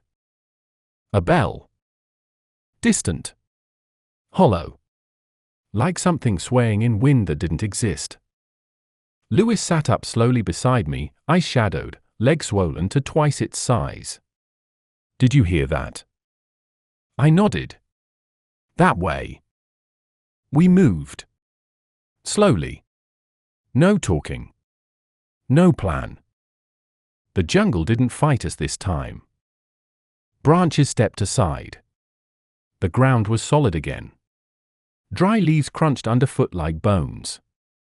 And the air. It got colder. We reached a clearing just past noon, or whatever passed for noon now. The fog had thinned to a haze. The sun tried to break through, filtered in ribbons, never landing fully. At the center of the clearing stood a structure. Simple. A wooden archway, like a shrine without a god. Covered in vines. Old, cracked. But untouched by rot. Beneath it, a stone table. And on that table, a single object. A compass. Lewis stopped. "Is that real?" I stepped forward. The compass gleamed in the half-light. Brass, polished, untouched by weather. The needle spun once, then locked into place, true north. My heart stuttered. A way out. A direction. Not imagined. Not shown in dreams. Real. I reached out to take it. And the forest spoke. Not aloud. Inside. Not words. Meaning. One must remain. I froze. Lewis was already staring at me. You heard it too? I nodded. He swallowed. Stay here. I looked around. Nothing had moved. No eyes. No lanterns. No mist. Just the forest, still as breath held in a dead man's throat. One for one. Leave what was taken. Balance the bones. Lewis stepped closer to the table.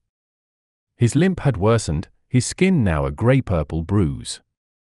The veins around his thigh looked like roots trying to break free. He looked at the compass. Then at me. It was never going to let us both out.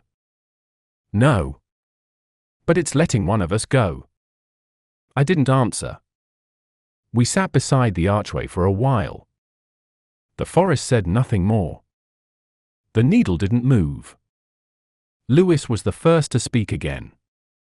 If I go, I won't make it. Don't say that. It's not panic. It's math.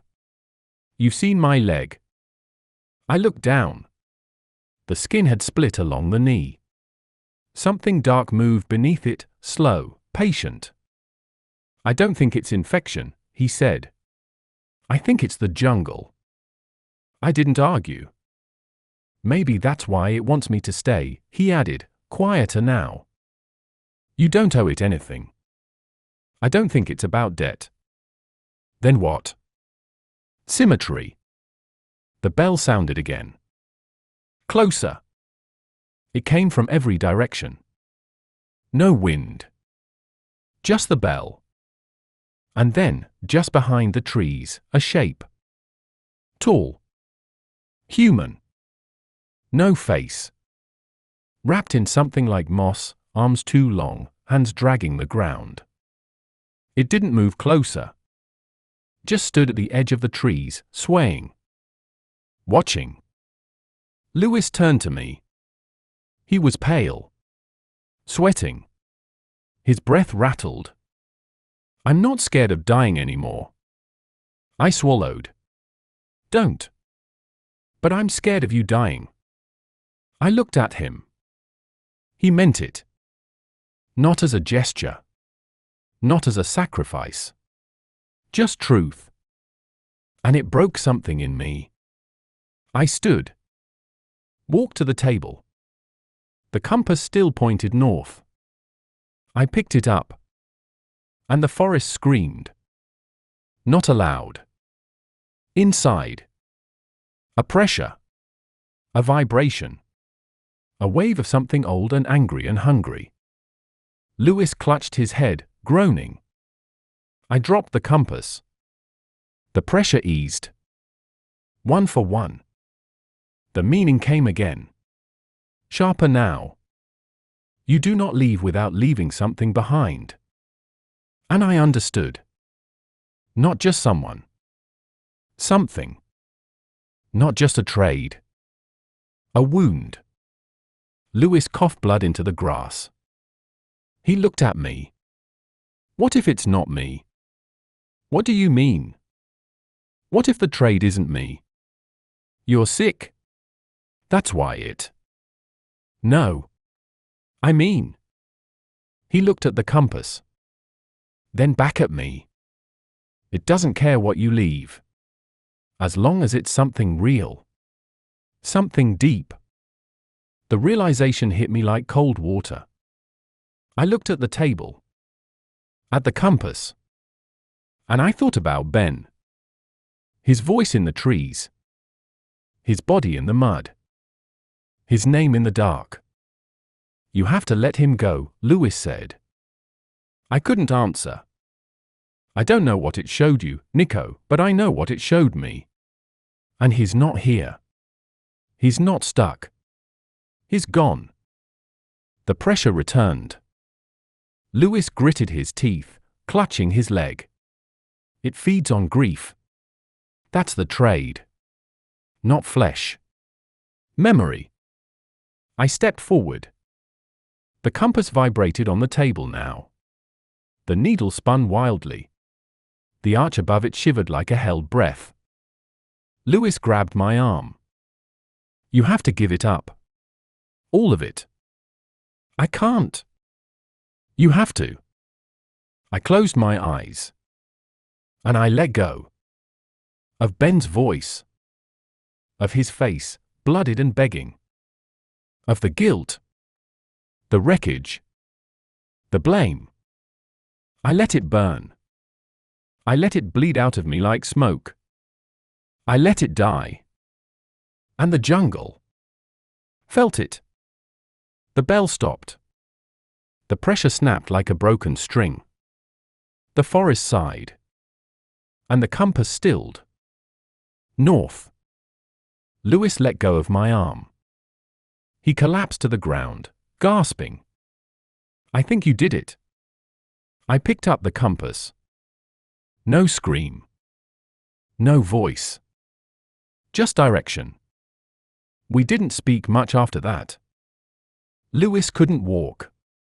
I built him a shelter of leaves and bark, as best I could. He didn't fight me. Just lay back, eyes closing. I'm not afraid, he said. I know. He smiled, barely. Make it out. I will. The compass pulled me north. And the jungle opened. No more fog. No more loops. No more whispers. Just forward. I don't know how long I walked. A day. Maybe 2. I didn't sleep. I didn't need to. I just moved. And then, through the trees. A drone. Faint. Mechanical. I ran. Tore through the vines. And found it. A search team. Orange vests. Satellite gear. A helicopter in the distance. A voice in English, holy hell, over here. We've got someone alive. I fell to my knees. Not in joy. Not in relief. In exhaustion. And grief. But I looked down. The compass still in my hand. And the needle still pointed north. Chapter 14, Ghost Mile. I couldn't feel the ground when they lifted me. Gloved hands under my arms. Voices, too many. All talking over each other, asking questions I didn't answer. I didn't have the words, or the will. My mouth moved, but nothing came out. Then came the rush of air. The cold slap of rotors above. A figure leaned over me, helmet, visor, patch that said medic. His voice came slow, clear, calm. You're safe now. I believed him. For maybe 3 seconds. Then I looked down. And I saw the jungle watching me from the trees. The helicopter carried me above the canopy. For the first time in weeks, I saw the sky, not through cracks or veils or shifting fog. The real sky. Blue and white and infinite. Below, the forest stretched like an ocean. Green and dark and endless. And for a moment, just a moment, I thought I saw it move. A ripple through the leaves. A shape, massive and serpentine, just beneath the surface of the trees. I blinked, and it was gone. I spent 2 nights at a field outpost before they flew me to Manaus. They gave me food, real food, and I vomited after the first bite. My stomach couldn't remember how to want anything solid. They asked me questions. So many questions. What happened? How long? Where did you come from? Was anyone with you? Where are the others? Where's the plane? I answered what I could. I told them about Ben. I told them he was gone. I told them Lewis was alive. I told them where. They took notes. They circled the map. Then they sent another team into the forest. I never saw them again. They cleaned me up. Cut the rags off my body. Shaved part of my hair to treat a scalp wound I hadn't even felt. Bandaged my feet. Took my vitals. I slept for almost 20 hours. And when I woke, I didn't know where I was. For a moment, I panicked. The white walls. The fluorescent light. The quiet. It felt like another illusion. Like another trap. Like the forest pretending. But then the nurse touched my wrist, and I felt her. Warm skin. Real pressure. Not the forest's mimicry. I let myself breathe again. Just for a little while. Lewis didn't come out the next day. Or the next. Or the next. They called me in again, showed me new satellite data. A rough grid of where I claimed the trade had happened. Where I left him. Nothing was there. No shelter. No signal. No trace. Just trees. I went to the window that night and stared at the dark line of the forest on the horizon. I whispered his name. Nothing answered. But something heard. Because when I turned back to the bed, the compass was on the pillow. Untouched. Clean. Still pointing north. I didn't tell anyone. I didn't turn it in. I took it. Held it. Watched the needle. Waited for it to spin. It never did. The nightmare started a week later. Not full dreams. Just pieces. I'd wake up with my back slicked in sweat, my fingers curled around the compass so tightly I'd cut into my palm. Some nights, I'd hear the bell. The one from the clearing. Faint. Distant. Like something was remembering me. Or maybe missing me. Or maybe both. And sometimes, just before sleep, I'd see the archway. Right there in the room with me. Framed by shadow. Empty. Waiting. I stopped sleeping for a while. They prescribed something. It helped. But not for long. I stayed in Manaus longer than I meant to. I told myself I was waiting. For updates. For Lewis. For confirmation. But really, I think I was hoping someone would admit the truth, that there was no rescue. That I didn't escape. That the jungle let me go because it still had me. On the 13th day, I went back to the edge. A tour group. Hired gear. A guide who promised they'd stay on the trails. I didn't tell him what I was really looking for. How could I? He hadn't heard the forest breathe. Hadn't seen it blink. Hadn't felt its hunger. We walked for hours. It was beautiful. Sunlit vines. Monkey calls. Real parrots overhead. Not illusions.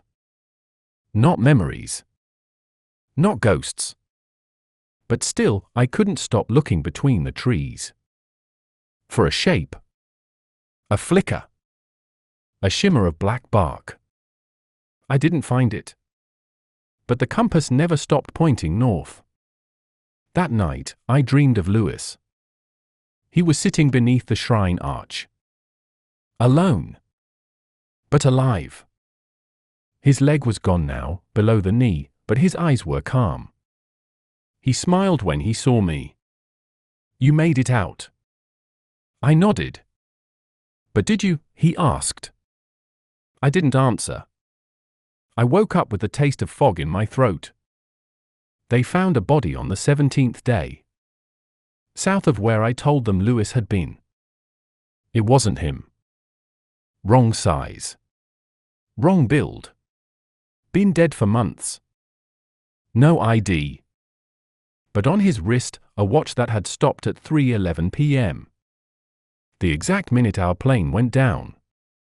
They took it away. Labeled the case. Moved on. But I didn't. Because when I looked at that man's face, caved in and bloated from rot, I saw something behind his eyes. A reflection. Not of light. Not of sky. Of branches. I left Manaus on the 23rd day. They asked if I'd tell my story. If I'd speak publicly. If I'd do interviews. I said no. Because the jungle doesn't want to be understood. It wants to be felt. It wants to be feared. It wants to be remembered. And I do. Every mile. Every scream. Every whisper. I remember the way it watched. The way it listened. And the way it chose. Sometimes, I wonder if Lewis is still out there. Not alive. Not dead. Just part of it. Like a heartbeat in the soil. A voice in the leaves. A light in the fog. I still have the compass. It still points north. And sometimes, I think about following it. One last time. Chapter 15, Dead Ground. I didn't go home. Didn't even book the flight. They gave me papers. Recovery plans. Trauma counseling contacts. A hotel room in the city with running water and clean sheets. And a return ticket. I never used it. The night I was supposed to leave, I walked instead. North. Compass in hand. I didn't have a plan. Just a direction. The needle hadn't spun since I left the forest. Always north. Like it knew something I didn't. Like it wanted something. Maybe that should have scared me. It didn't. The edges of Manaus blurred behind me. Pavement turned to dust roads. Then to nothing. The people thinned. The sky thickened. The trees leaned closer again. I told myself I wasn't going back. I was just walking. But with every step, the ground felt heavier. Like it remembered me. By the second day, I stopped seeing the sky. Clouds settled low, colorless and bloated with unshed rain. Birds flew silent overhead. Their shadows glided across the trees like knives. I tried to sleep the third night. Didn't work. Too quiet. No hum. No breathing trees. No Lewis. Just me and the compass. I dreamt of the river again. Only this time, it was frozen. Still running, still rushing, but beneath a sheet of clear, perfect ice. I stood above it barefoot. The cold didn't hurt. I could see Ben's face beneath the surface, eyes closed, drifting like a fallen leaf. And below him, Lewis. Curled like a seed in the roots. Not dead. Not breathing. Just waiting. I woke with dirt in my teeth. Moss beneath my nails. I hadn't moved in my sleep. But my body felt like it had traveled. Like something borrowed it. By the fifth day, I stopped checking the compass. Didn't need to. My feet knew where to go. The trail had disappeared long ago, swallowed by vines and shadows. Still I walked, parting curtains of green with my arms, pushing through the wet breath of the jungle. The air felt used. Like something had already breathed it in and left it behind for me. Then the sound returned. Not the bell. Not the forest scream. Something smaller. Crickets. First one. Then a dozen. Then hundreds. Their chirping echoed off the trees like static. They filled the gaps left by my thoughts. I let them. I found a shoe on the 6th day. Half buried in a knot of vines. Covered in mud. Not mine. Not Ben's. It looked newer. Like someone had dropped it only days ago. I picked it up. Inside, curled at the toe. A tooth. Human. White. Clean. Still warm. I didn't stop walking. The jungle didn't shift the way it used to. It didn't need to. Now I bent with it. Now I saw the shapes without needing to squint. The trunks that breathed. The eyes in the knots. The arms in the roots. I didn't blink at any of it. What's familiar stops being frightening. What's frightening just becomes background. That night, I crossed onto dead ground. I felt it instantly. No plants. No rot. No smell. Just cracked earth, dry despite the humidity, dust rising in little clouds with every step. I looked up. The stars were gone. Not clouded. Just not there. The sky a sheet of black silk stretched tight and silent. In the center of the dead ground, the stone slab. I approached without thought. There was no choice left in my body. Only motion. On the slab sat a bag. Old. Canvas. Familiar. Mine. From the crash. From before. I reached for it. Unzipped it. Inside. My water bottle. My field notes. My backup camera. A photo. Folded in half. Creased. The one I took of Ben, smiling on the plain. Before the descent. Before the jungle opened. I turned it over. On the back, a line in my handwriting. Only I hadn't written it. This isn't where it ends. I dropped the photo. The slab pulsed. Once. Like a heartbeat. I stepped back. The dust lifted. Shapes began to rise from the ground. Slow. Deliberate. Like hands pressing upward from beneath the earth. Like the forest was remembering me back. They weren't people. Not fully. Silhouettes. Figures draped in moss and root and fog. Not walking. Gliding. No eyes. Just that feeling, they saw. They formed a loose ring around me. One stepped forward. It held out its hand. Palm up. Waiting. I understood. The trade hadn't finished. It had paused. I'd left too much behind. And the forest. It doesn't forget. I reached into my chest. Metaphorically. Literally. I couldn't tell anymore. Found the grief. The fear. The shame. And placed it in their hand. The shape took it. Cradled it. Vanished into the trees. One by one, they all followed. The dead ground cracked. Split. From it. Roots. New ones. Green. Alive. The jungle fed. I stood alone again. The slab empty. The bag gone. The compass in my hand. Still pointing north. But I didn't follow it. Not anymore. Because now I knew. The needle didn't point to rescue. Or salvation. Or even safety. It pointed to the next part of me the forest wanted. And I wasn't ready to give it yet.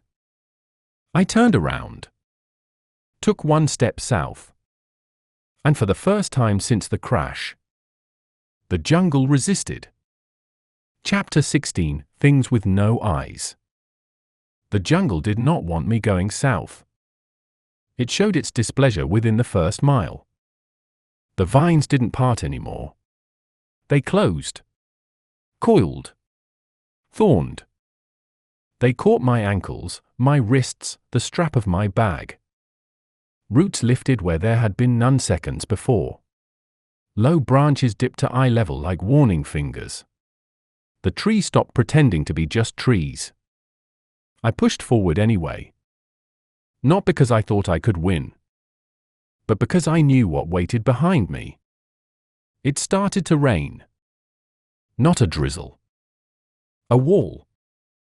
Hot and thick and full of things that shouldn't be in rain: pollen, grit, the smell of iron. My shirt soaked in seconds. The weight of it dragged my shoulders down. I wiped my eyes and kept walking. Somewhere behind me, I heard a groan. Not wind. Not wind. Like an animal, big and slow and hurt, but not surprised. Like it had smelled me hours ago and had just now decided I was ready. I didn't look back. The rain didn't stop. The ground turned to mud. Thick. Clinging. More like glue than soil. It grabbed my boots. Tried to suck them under. I walked until I lost one. Then I walked barefoot. It didn't matter anymore. My feet weren't mine. They were the forest's. At some point, the light changed. Not night. Just dimmer. The sky was still that colorless void, but now even the faint ambient glow began to fade. The plants glowed instead. Only faintly. Not enough to guide, just enough to warn. Tiny pinpricks of bioluminescence along the trunks, on the undersides of leaves, beneath the water pooling at my ankles. Each one pulsing. Like breath. Or a countdown. That's when I saw the first one. A figure. Standing between two kapok trees. Still. Too tall. Its shape was thin, but wrong. Bent in ways the body shouldn't bend, like it had been put together by someone who understood limbs but not their purpose. No face. No eyes. Just smooth bark stretched tight over something that twitched beneath it. It didn't move. Didn't need to. I walked past it. It turned its head to follow. The next figure came 20 feet later. Kneeling this time. Its fingers, if they were fingers, rooted into the soil, as though feeding. Its head turned slowly, blindly. I held my breath. It tilted its head. And clicked. Not loudly. Not with teeth. A sound like a jaw snapping open, then closed. I moved on. Soon they were everywhere. Dozens of them. Each unique. Each awful. Some tall, some child-sized, all eyeless. All aware. They didn't block the path. Didn't chase. They just watched. And I knew. They were the jungle's hands. Its puppets. Its witnesses. If I screamed, they'd be the ones to hush me. If I ran, they'd be the ones to trip me. But as long as I walked, they let me pass. I don't know when the trees disappeared. One moment I was surrounded by jungle. The next, nothing. No roots. No leaves. Just dark. A void. And in front of me, the archway. Again. The shrine. The table. The compass. Back where I began. I stood there for what felt like hours. Maybe it was Maybe it was a second. Time isn't real here. The jungle doesn't keep clocks. It keeps memories. And I was full of them. I didn't touch the compass. Instead, I turned around. Looked at the things behind me. They had followed. All of them. Standing just outside the circle of dark. Dozens. Hundreds. Maybe more. None had eyes. But they all saw. And slowly, together, they knelt. One by one. Until I stood alone. And they waited. That's when I understood. This wasn't punishment. It was permission. The forest didn't want me to walk away. It wanted me to choose how I stayed. My foot stepped forward on its own. Onto the slab. I stood where the trade had once happened. Where Lewis had Saturday. Where the jungle had demanded a piece of me in return for my life. And I spoke, though I didn't know the language. I just let the truth pour out of me. I give you what's already yours. Silence. I give you the days I forgot. The dreams I broke. The people I lost. I give you the hours I wasted hating myself for not dying with them. A low hum filled the air. The trees shuddered. I give you my memory. Not all of it. Just the parts that keep hurting. A gust of wind tore through the grove. The rain stopped. The compass lifted off the table. Floated. Spun. Then landed in my palm. Still pointing north. The eyeless things stood. One turned. Walked back into the trees. Another followed. And another. Until the grove was empty. Except for me. I stepped off the slab. I walked away. And this time, the forest didn't stop me. For hours, or days, I walked. Not always forward. Sometimes sideways. Sometimes into places that didn't exist. But always all the way. And then, light. Real light. Burning. Bleeding through the branches. Sunlight. The kind that hurts your eyes. I broke the tree line. Staggered onto a trail. Dirt. Rocks. Man-made signs in Portuguese. And ahead. Voices. Human ones. Normal. Annoyed. Arguing. Laughing. I stepped into view. And for the first time in weeks, no one stared at me like I was dying. They led me back to the city. Again. They didn't ask how I got there.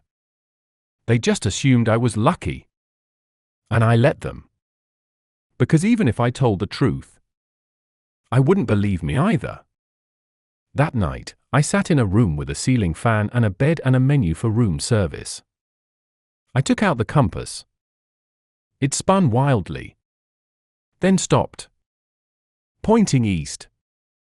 I turned off the light.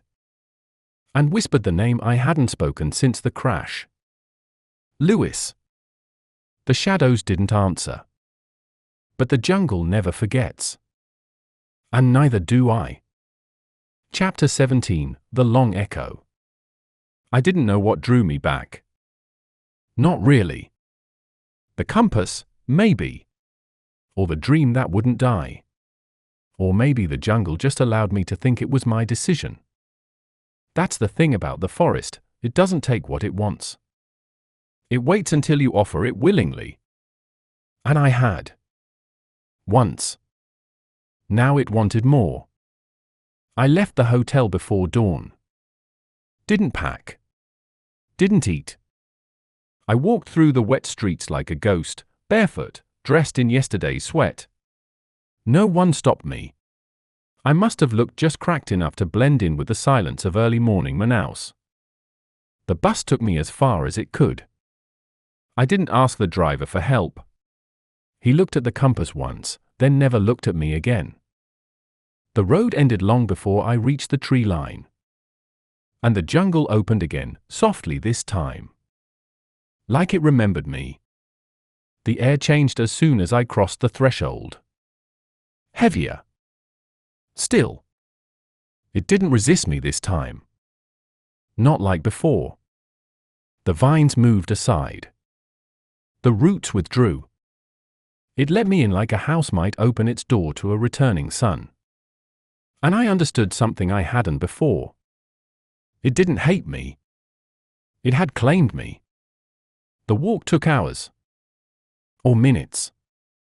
Time collapsed again, like paper burned to ash. I followed the compass as it tilted east, then northeast. Each time I doubted the direction, it quivered in my hand, like a pulse, correcting me. Urging me. Then the light changed. The trees bent wider. And I found it. The plain. What was left of it? A skeleton of metal bones strewn like teeth across the riverbank. Stripped. Split open. Swallowed by moss and vines. The fuselage had collapsed in on itself. Twisted ribs of aluminum jutted upward, still bearing paint-like scars, Flight 2634. I stood in the mud and stared. Ben had died here. I had almost died here. Lewis had been dragged from here. Somewhere in these bones was the moment everything fractured. I climbed inside. The seats were gone. The walls were green with algae. Mold crawled over every surface like frost. But the smell. It was wrong. It didn't smell like death. It smelled like breath. Like the cabin still exhaled. Like lungs beneath the wreckage still rose and fell. In the back row, where the jungle had first touched me, I found the first piece. Lewis's scarf. Damp. Torn. Wrapped tightly around something, a broken phone, screen shattered, battery long dead. I held it for a while. Imagining his hands. His voice. His choice. He had always been the strongest of us. Not physically.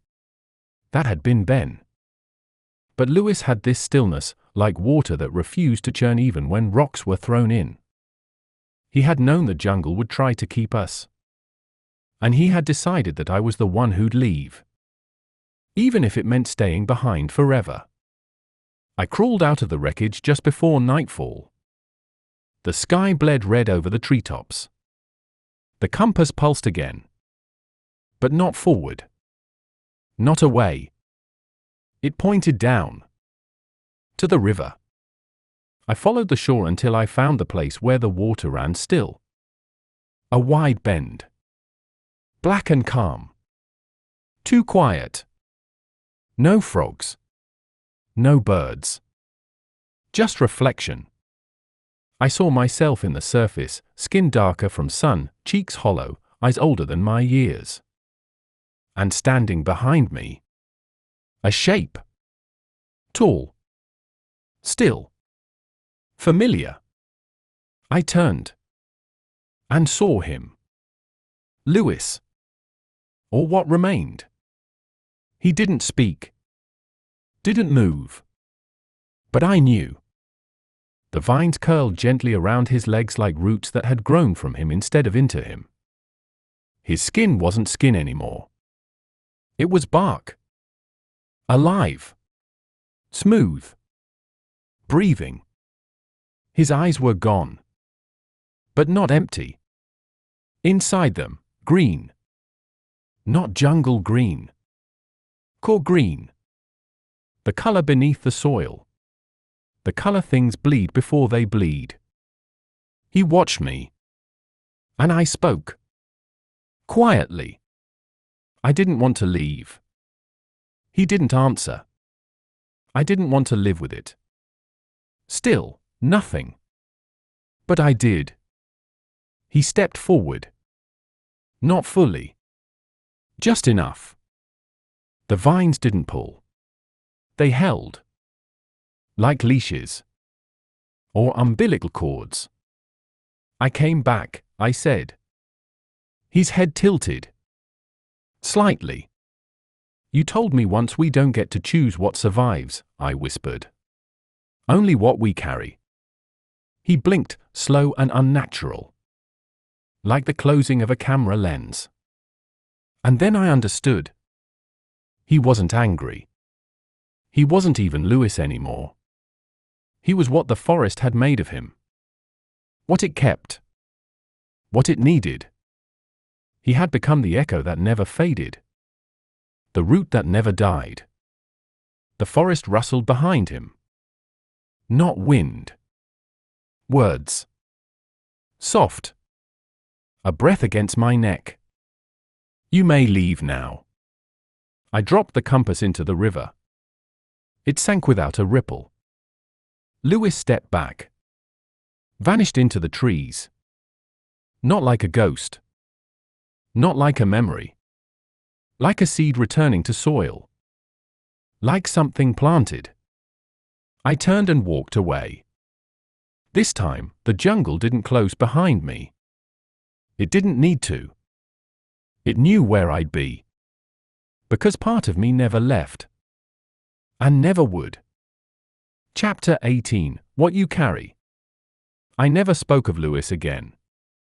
Not to the rescue teams. Not to the locals. Not even to the mirror. When they asked, I gave the same answers I'd given the first time, muted, fragmented. Enough to keep the search alive without feeding it hope. They stopped asking after a while. And the jungle kept him. I returned to the city but never left Brazil. Not really. I tried. I even bought the ticket again. Stood in the airport, passport in hand, backpack over my shoulder. But I couldn't board. Not because I was afraid. But because it felt wrong. As if I'd be crossing some invisible border between the living and the claimed. As if the jungle had stamped something into me the rest of the world wouldn't understand. A kind of tattoo beneath the skin. Invisible, but burning. So I stayed. I found a job cleaning boats along the river. Simple work. Mindless. Scrubbing algae. Greasing engines. Loading crates. Nobody asked questions. Nobody cared. And that was a kind of freedom I hadn't known I needed. At night, I walked. Always barefoot. Down the docks. Through the streets. Sometimes into the edge of the trees. Never far. Never past the line. But always close enough to smell it. To feel the breath of it on the back of my neck. Like a mother checking in on a child it had once swallowed. I stopped carrying the compass. It was gone now. Left behind in the river, where Lewis watched. But I didn't need it anymore. The direction lived in my bones. North. Always north. Even when I faced south. One night, I dreamt I was walking through a desert. Not sand. Not dunes. A desert made of silence. Each step kicked up dust that sang.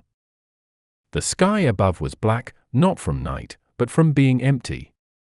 No stars. No clouds. Just space. And in the center of it, a tree. Giant. Leafless. White as bone. Its branches reached up like hands frozen mid-begging. At its roots, something buried. Moving. I woke up crying. The next day, I opened the bag I'd kept shut for weeks. Inside were the last remnants. The scarf. The cracked phone. A photo of the three of us before the flight. A bottle cap I didn't remember keeping. A leaf, folded flat and dried to veins. I laid each item out on the floor. Each one pulsed. Memory doesn't need blood to be alive. I took the scarf to the river. Unraveled it. Tied it to a tree on the shore, high enough that the water wouldn't touch it, but the wind might carry its threads. A piece of him. Returned. I kept the phone. Not because it worked, but because it still held heat.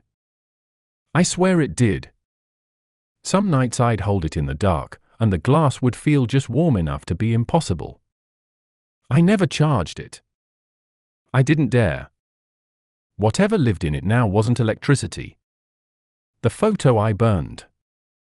Not out of anger. Not out of grief. But because I realized something I hadn't before. That moment never happened. Not the way I remembered it. Ben was smiling, but his eyes were red. Lewis had already wrapped his scarf too tight. I wasn't looking at the camera. I was already looking away. At something none of us saw. Something already inside the trees. The bottle cap I threw into the forest. It landed with a soft thud. Vanished. The leaf I placed in a notebook and closed it. Some things deserve a coffin. Even the ones we never meant to bury. I walked for hours after that. Past streets. Past roads. Into places where the jungle licked the city's edge. Not deep. Just far enough that the breath changed. The trees whispered different.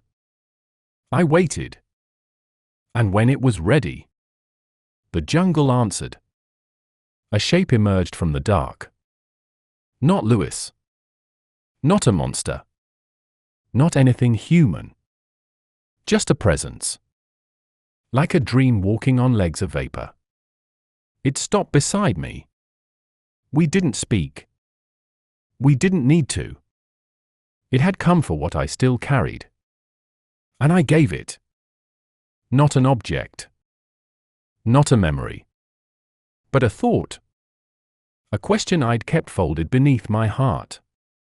Why me? The shape listened. And it showed me. Not visions. Not images. Just understanding. Like a taste in the mouth. Like a name on the tongue you never learned, but always knew. I saw it. The jungle doesn't choose. It responds. It's not malevolent. Not merciful. Just hungry. Hungry for remnants. For offerings. And I had carried more than anyone. Guilt. Loss. The soft rot of a soul that had wanted to disappear and hadn't. That's what it eats. Not flesh. Grief. And I had fed it well. The shape faded. Not into shadow. Into memory. And I stood alone again. Lighter. Not free. But known. And that's a kind of peace, too. I returned to the river. The scarf had been taken. Not by wind. Not by water. By roots. Curled around it like hands in prayer. Beneath them. Sprouts. New growth. Soft. Green. Unreal. Lewis, I thought. And for the first time in weeks, I smiled.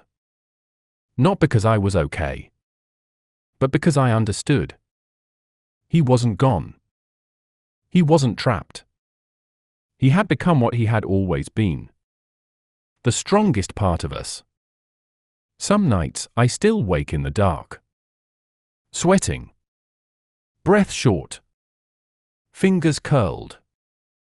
But the jungle doesn't come for me anymore. It doesn't need to. It already has everything it wants.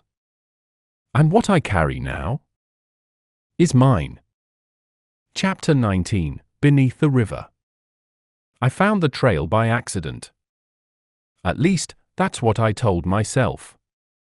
But there are no accidents in the jungle. Not once you've been claimed. Not when your name is already planted in the soil. It began with the fog. Thick. Low. Rolling in like it knew where I'd be. The morning started clear, the air buzzing with humidity and the sound of frogs. Then, just before noon, the noise died. The birds vanished. And the fog spilled across the bank of the river, swallowing everything past 10 feet. It tasted like wet stone. It smelled like memory. I should have turned back. I didn't. I followed it. Barefoot again. My soles had hardened to the texture of stone long ago. Each step sank into the moss like the ground remembered me. The river didn't look different. Still wide. Still calm. Still that mirror glass surface that hid more than it showed. But something had changed beneath it. I felt it. A vibration. A pull. Like the river had depth it hadn't revealed before. Like it had a basement. I walked the shore until the fog thickened into a wall. And there, where the mud dipped into a gentle inlet, I found it. A path. Barely visible. Submerged. Just beneath the surface. Stone steps leading down. Not into the river. Beneath it. I stood there a long time. The air was wrong. Too quiet. Too still. But the water didn't ripple. Didn't move. And the surface above the steps, flat as glass. I stepped in. The temperature shocked me. Not cold. Warm. Like blood. Each step pulled me deeper. But I didn't sink. The water parted around me. Clear. Heavy. Holding its breath. By the third step, the sky vanished. By the fifth, the world above might as well have never existed. The light changed. Everything shifted blue. Not sky blue. Belly of a whale blue. Dark. Vast. Pressurized. Still I descended. My lungs didn't burn. My ears didn't pop. Whatever rules I'd known up there, they didn't apply here. At the bottom of the stairs, a chamber. Cave-like. Carved into the earth but polished smooth. No algae. No rot. Just stone. Quiet and humming. And in the center, a table. Like the one at the shrine. But black. Mirror black. Made of something that wasn't rock. And on it, a heart. Still beating. Still wet. I didn't move closer. Didn't need to. Because I knew what it was. Mine. Not the one in my chest now. The one I left behind. Traded for air. For light. For the lie of rescue. The forest hadn't thrown it away. It had kept it safe. And now it offered it back. Behind me, footsteps. No splash. No sound. Just presence. I turned. Ben stood there. Not bloated. Not bleeding. Whole. Younger, even. As if time had been peeled off him like a skin. He smiled. Didn't think you'd come back for it. His voice was hollow. Echoing. Not cruel. Not kind. Just true. I tried to speak. No words came. Ben stepped closer. Doesn't matter. It was yours, but it never fit. He reached down. Touched the heart. It pulsed faster. I think it always belonged to him. He turned his head. And behind him, Lewis. Or the echo of him. No bark now. No vines. Just his outline, drawn in threads of fog and green light. He didn't walk. He approached. Like thought given shape. He looked at me, then the heart. Then said, softly, "This isn't a gift." I nodded. And stepped forward. I placed my hand beside it. Not on it. Beside. And I said, "I don't want it back." Lewis tilted his head. "I didn't come to reclaim it. I came to say keep it. Bury it. Feed it to the roots. Let something better grow in its place." Ben smiled again. "I always knew you had a grave in you." Lewis didn't smile. But he blinked. Slowly. And the heart stopped beating. The chamber pulsed. Not with sound. With release. Like a final breath. Like the earth had exhaled a secret it had held too long. The heart dissolved. Melted into the stone. Gone. And in its place.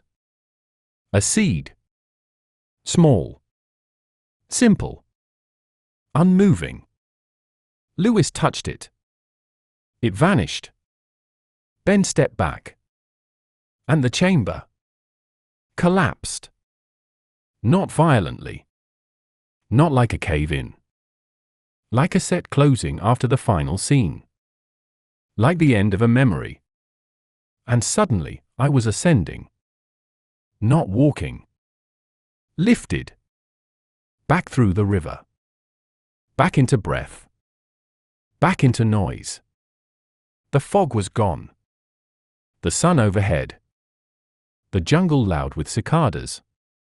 And at my feet, a trail of wet footprints. Leading nowhere. I didn't follow them. I turned back to the river. Knelt. Pressed my hand into the soil. And whispered, "Thank you." The wind shifted. Only slightly. But it heard. That night, I slept on the bank. Dreamless. Weightless. Not empty. But lighter. And in the morning, I walked. Not away. Not toward. Just forward. Carrying only what I chose to keep. Chapter 20, The Voice in the Canopy. The jungle spoke to me the night after I left the river. Not in dreams. Not through ghosts. Not in riddles. It spoke in language. Clear. Undeniable. And all it said was, "You are mine." The moment came quietly. I was walking through a stretch of unmarked brush near the water's edge, the trees pressed close, canopy thick enough to drown the sun. Everything smelled of copper and moss. The air was too warm, too still. I hadn't spoken aloud in days. But my mind whispered constantly. Little fragments. Useless memories. Imagined dialogues. Ghost conversations I'd never have again. Then all of it stopped. Mid-thought. As if something had pressed mute on my entire being. And that's when I heard it. You are mine. No voice. No direction. The word simply existed. Carved into the air. Etched into the blood behind my eyes. I stopped walking. The ground swayed gently beneath me like a raft on a deep sea. I looked up. The canopy stared back. Still. Unbroken. A ceiling of green and black. But something moved. Not visibly. Not physically. The feeling of movement. 1,000 eyes blinking in unison from behind the leaves. And then, a sound. Not the voice this time. Something older. More honest. It was laughter.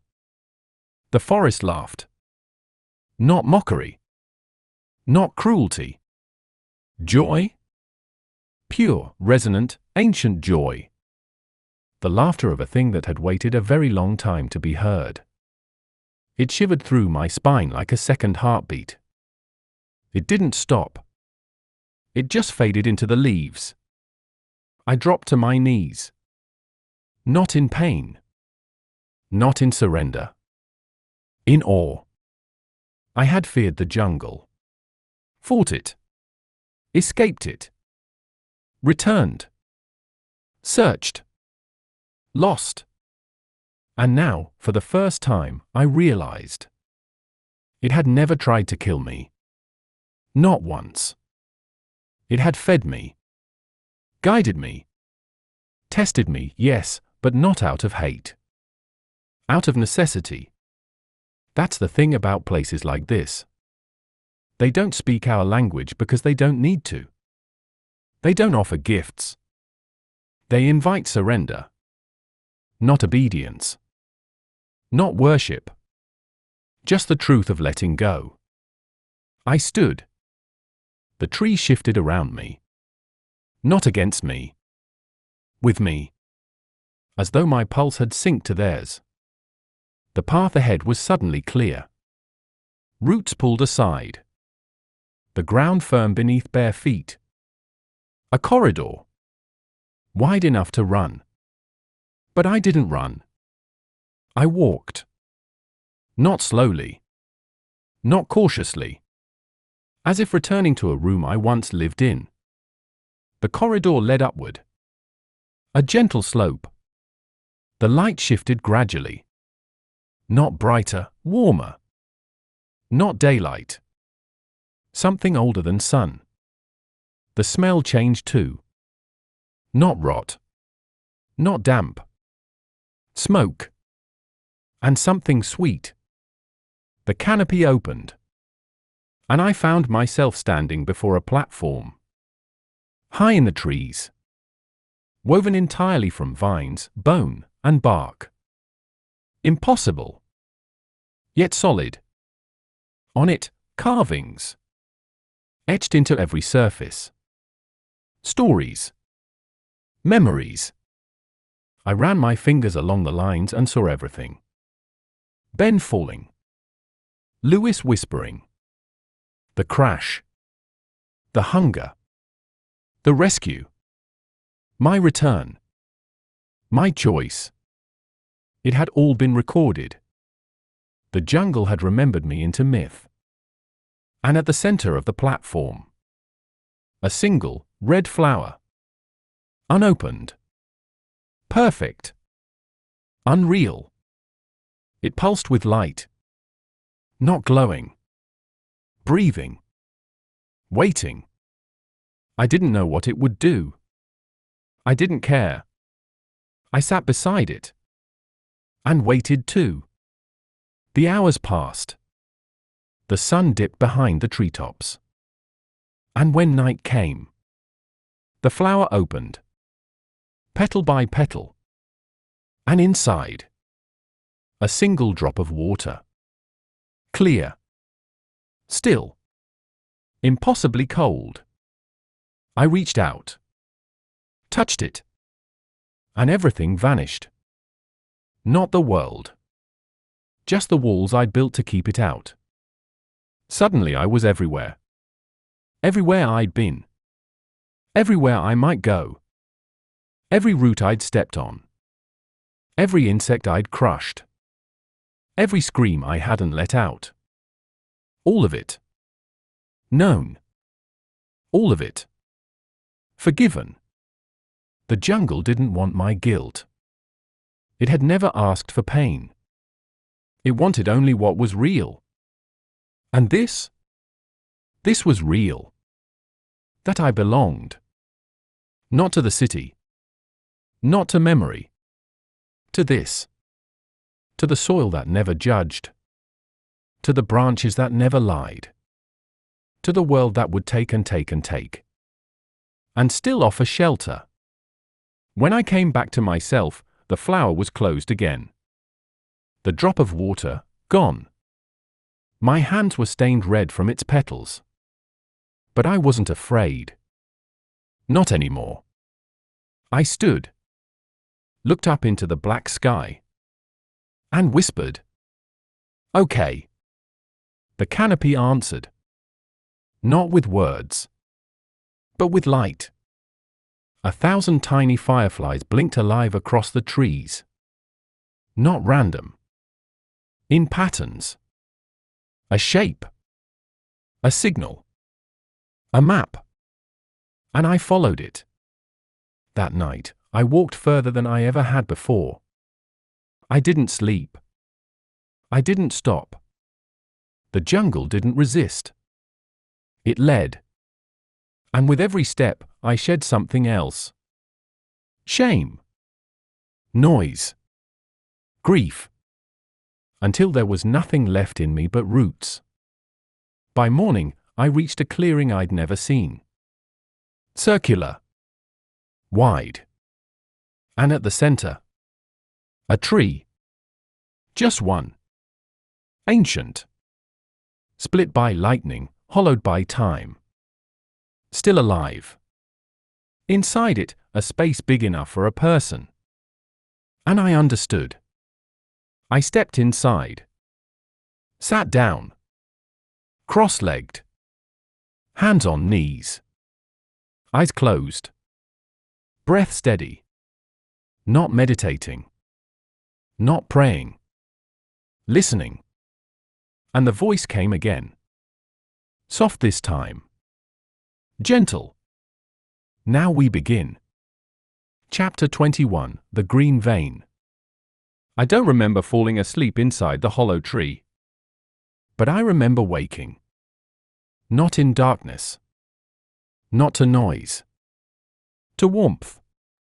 Every inch of me was wrapped in it, dense, humid, alive. Not like a blanket. Like skin. A second skin. Breathing with me. Matching my rhythm. At first, I thought I was suffocating. Then I realized. It was feeding me. I opened my eyes. I was no longer in the tree. I was beneath it. Underground. Rootlit. A chamber of glowing tendrils and liquid green. The walls pulse faintly, like veins. And I wasn't alone. Figures moved in the glow. Not people. Not animals. Shapes. Some hunched. Some standing.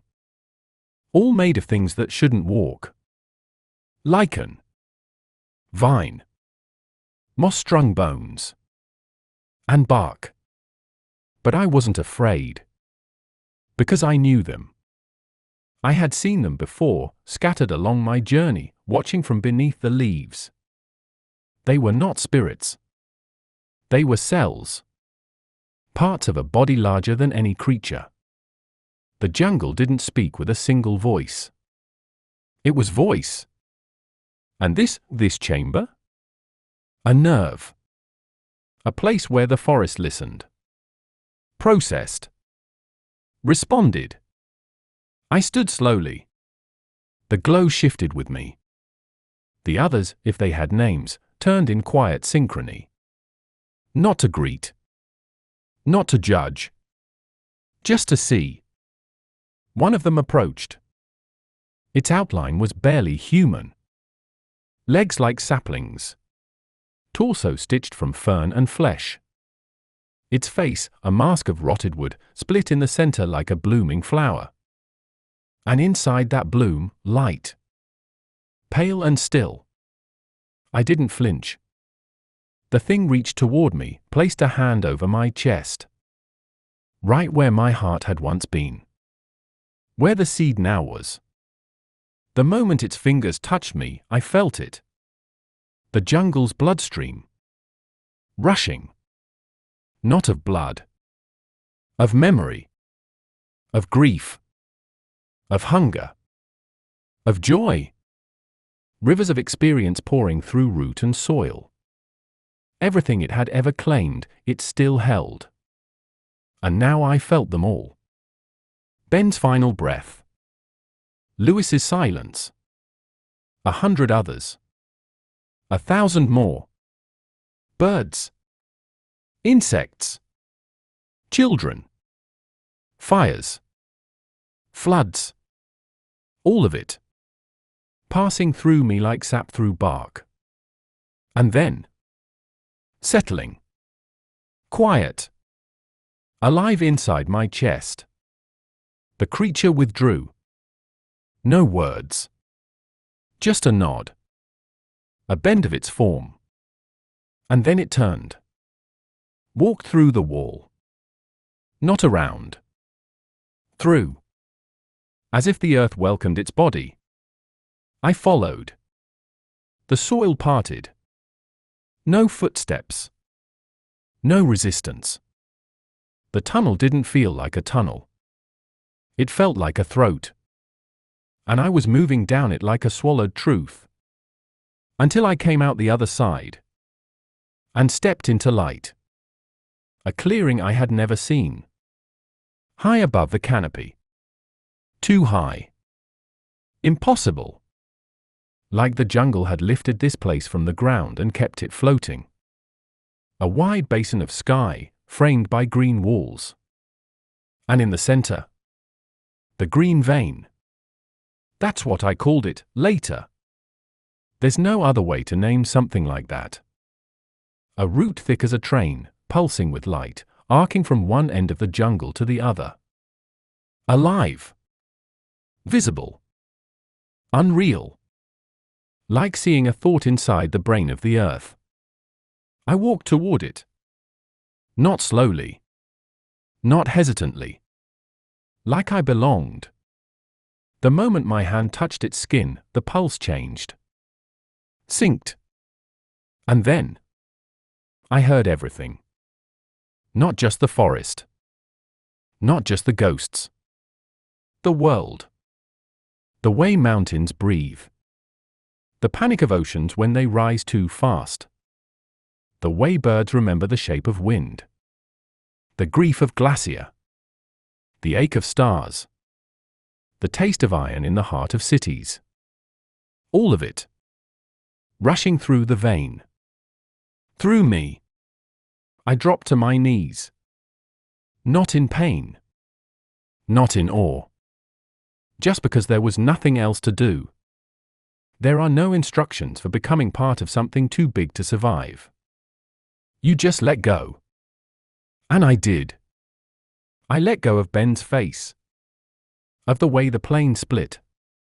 Of the blood I washed from my hands. Of the weeks spent waiting to die. Of the guilt. The hunger. The why. The what now. All of it. I let it bleed out of me and into the vein. And in return, it gave me stillness. Not peace. Stillness. Like a storm that's chosen not to touch down. Like a scream that hasn't decided if it wants to be born. The sky opened above me. Not with clouds. With leaves. Petal wide. Lead. Lit from within. The jungle was showing me its eye. And for the first time, it wasn't looking at me. It was letting me see. And what I saw was myself. Not as I was, but as I had become. No name. No border. Just belonging. The vein pulsed once more. And from it, a vine. Slender. Threaded with silver. It wrapped around my wrist, slowly, gently. Tight enough to anchor. Loose enough to choose.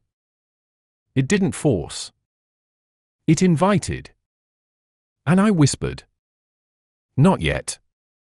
The vine withdrew. No anger. Just understanding.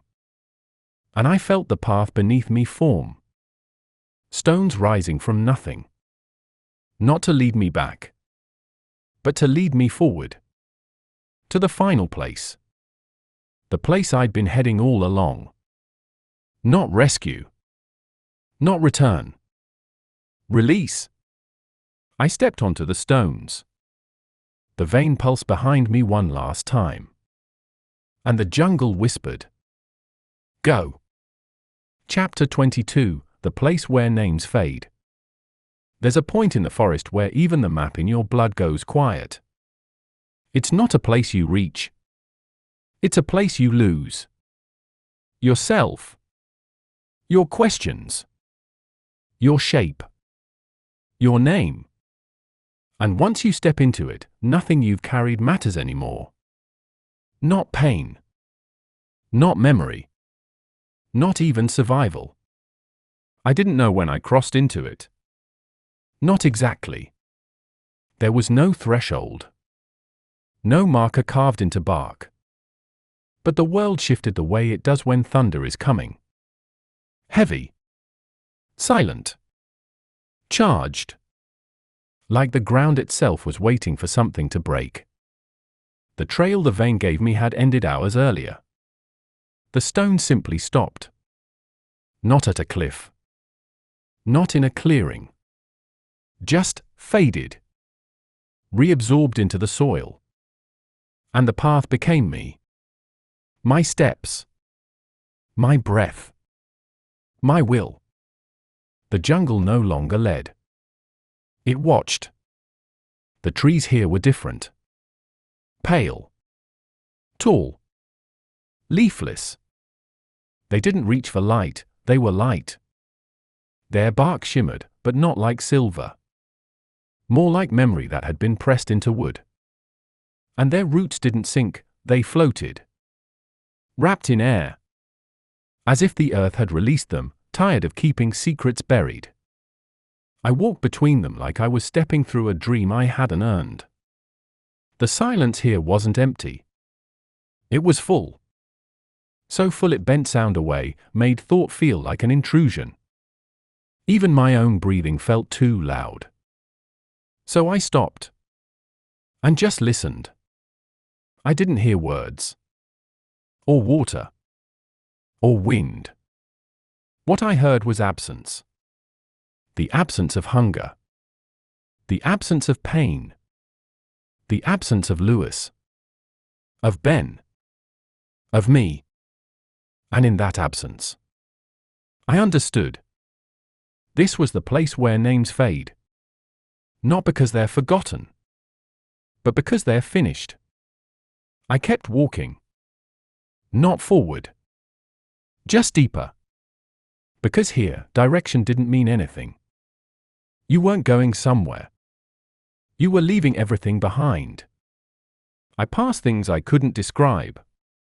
Shapes that had once been people, maybe. Or animals. Or fears. Now just forms in the fog. Some stood still, heads bowed. Some sat cross-legged, eyes closed. One knelt by a pool that didn't reflect anything. Another curled beneath a hollow root, weeping silently into the moss. None looked at me. None needed to. They weren't ignoring me. They knew. And that was enough. My hands had begun to change. The skin was darker. Not from sun. From something underneath. Veins like vines, rising just below the surface. Not pulsing. Just present.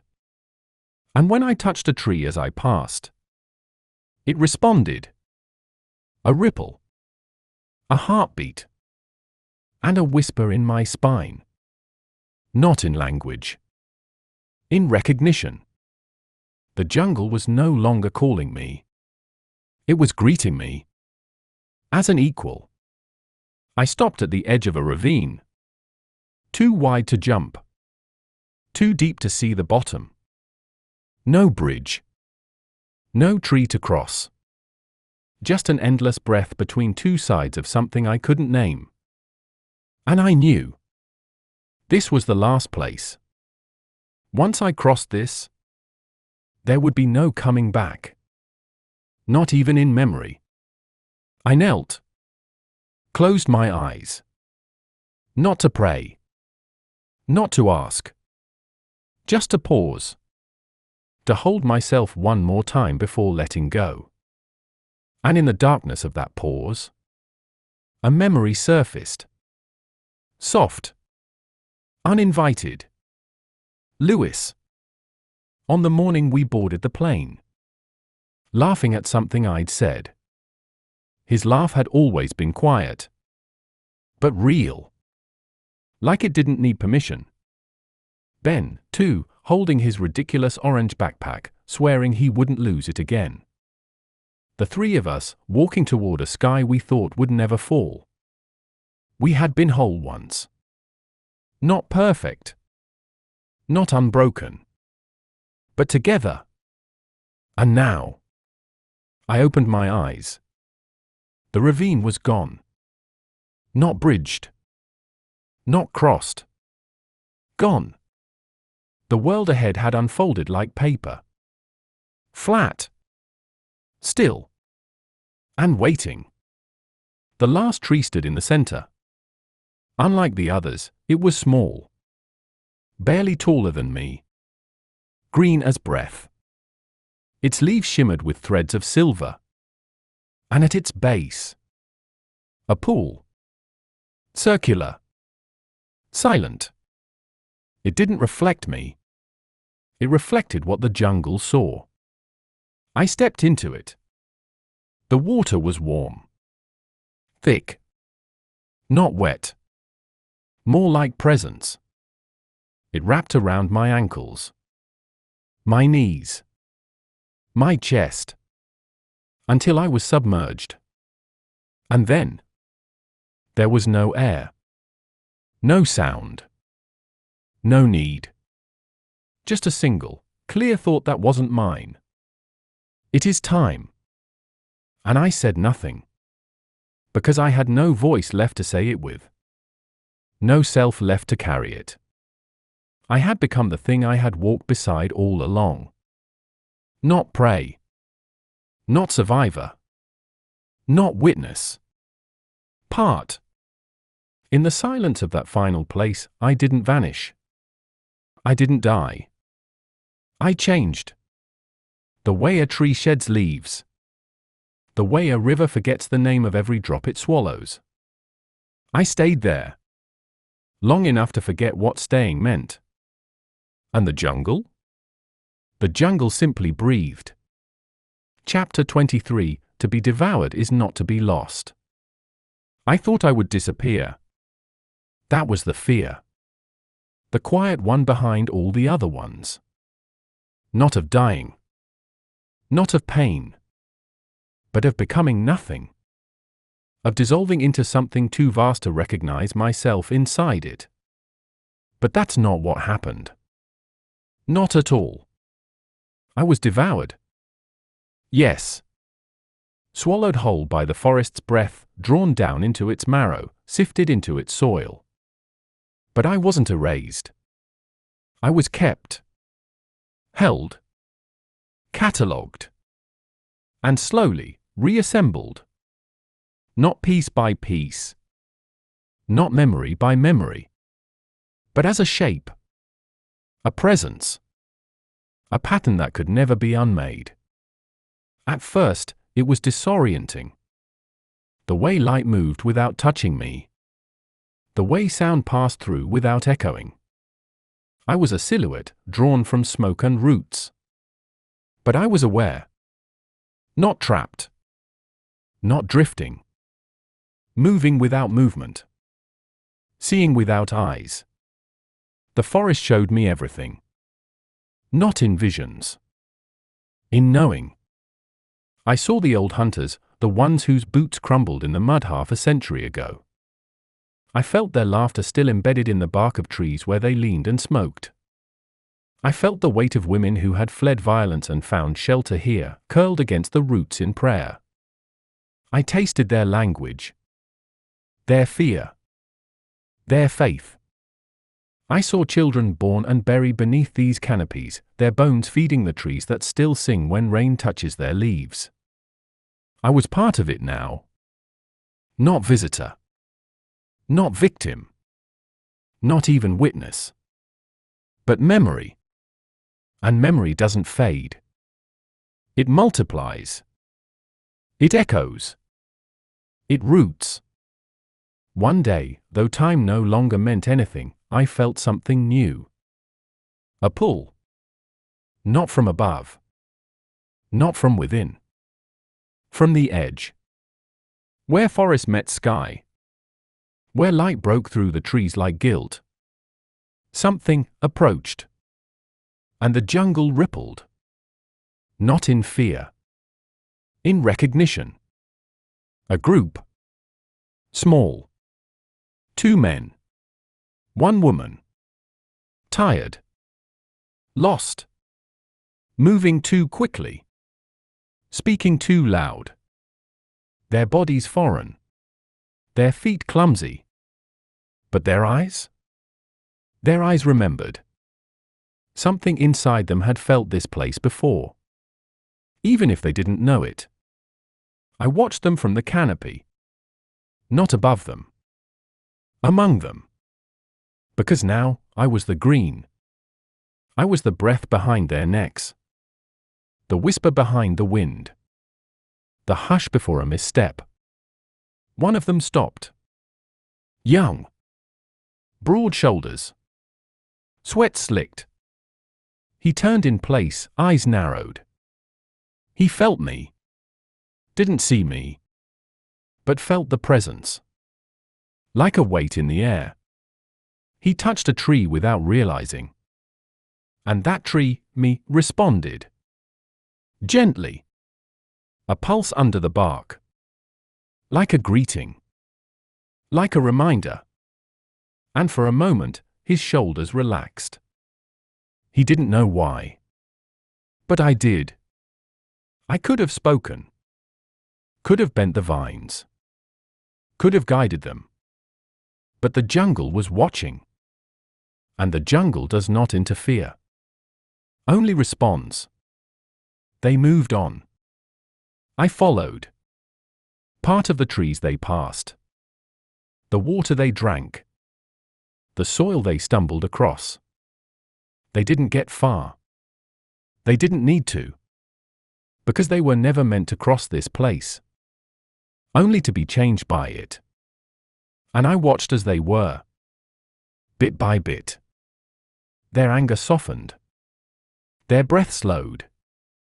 Their hunger became reverence. And when they left, they didn't look back. They didn't need to. Because the jungle had taken something from them. And given something back. That's the trade. That's always the trade. I returned to my route. Not a location. A center. The part of the forest where I had first stopped being a man. Where I had bled into bark and been welcomed. And there I rested. If resting is what you call it when you no longer have weight. I still remember my name. But I don't need it. Because the jungle does.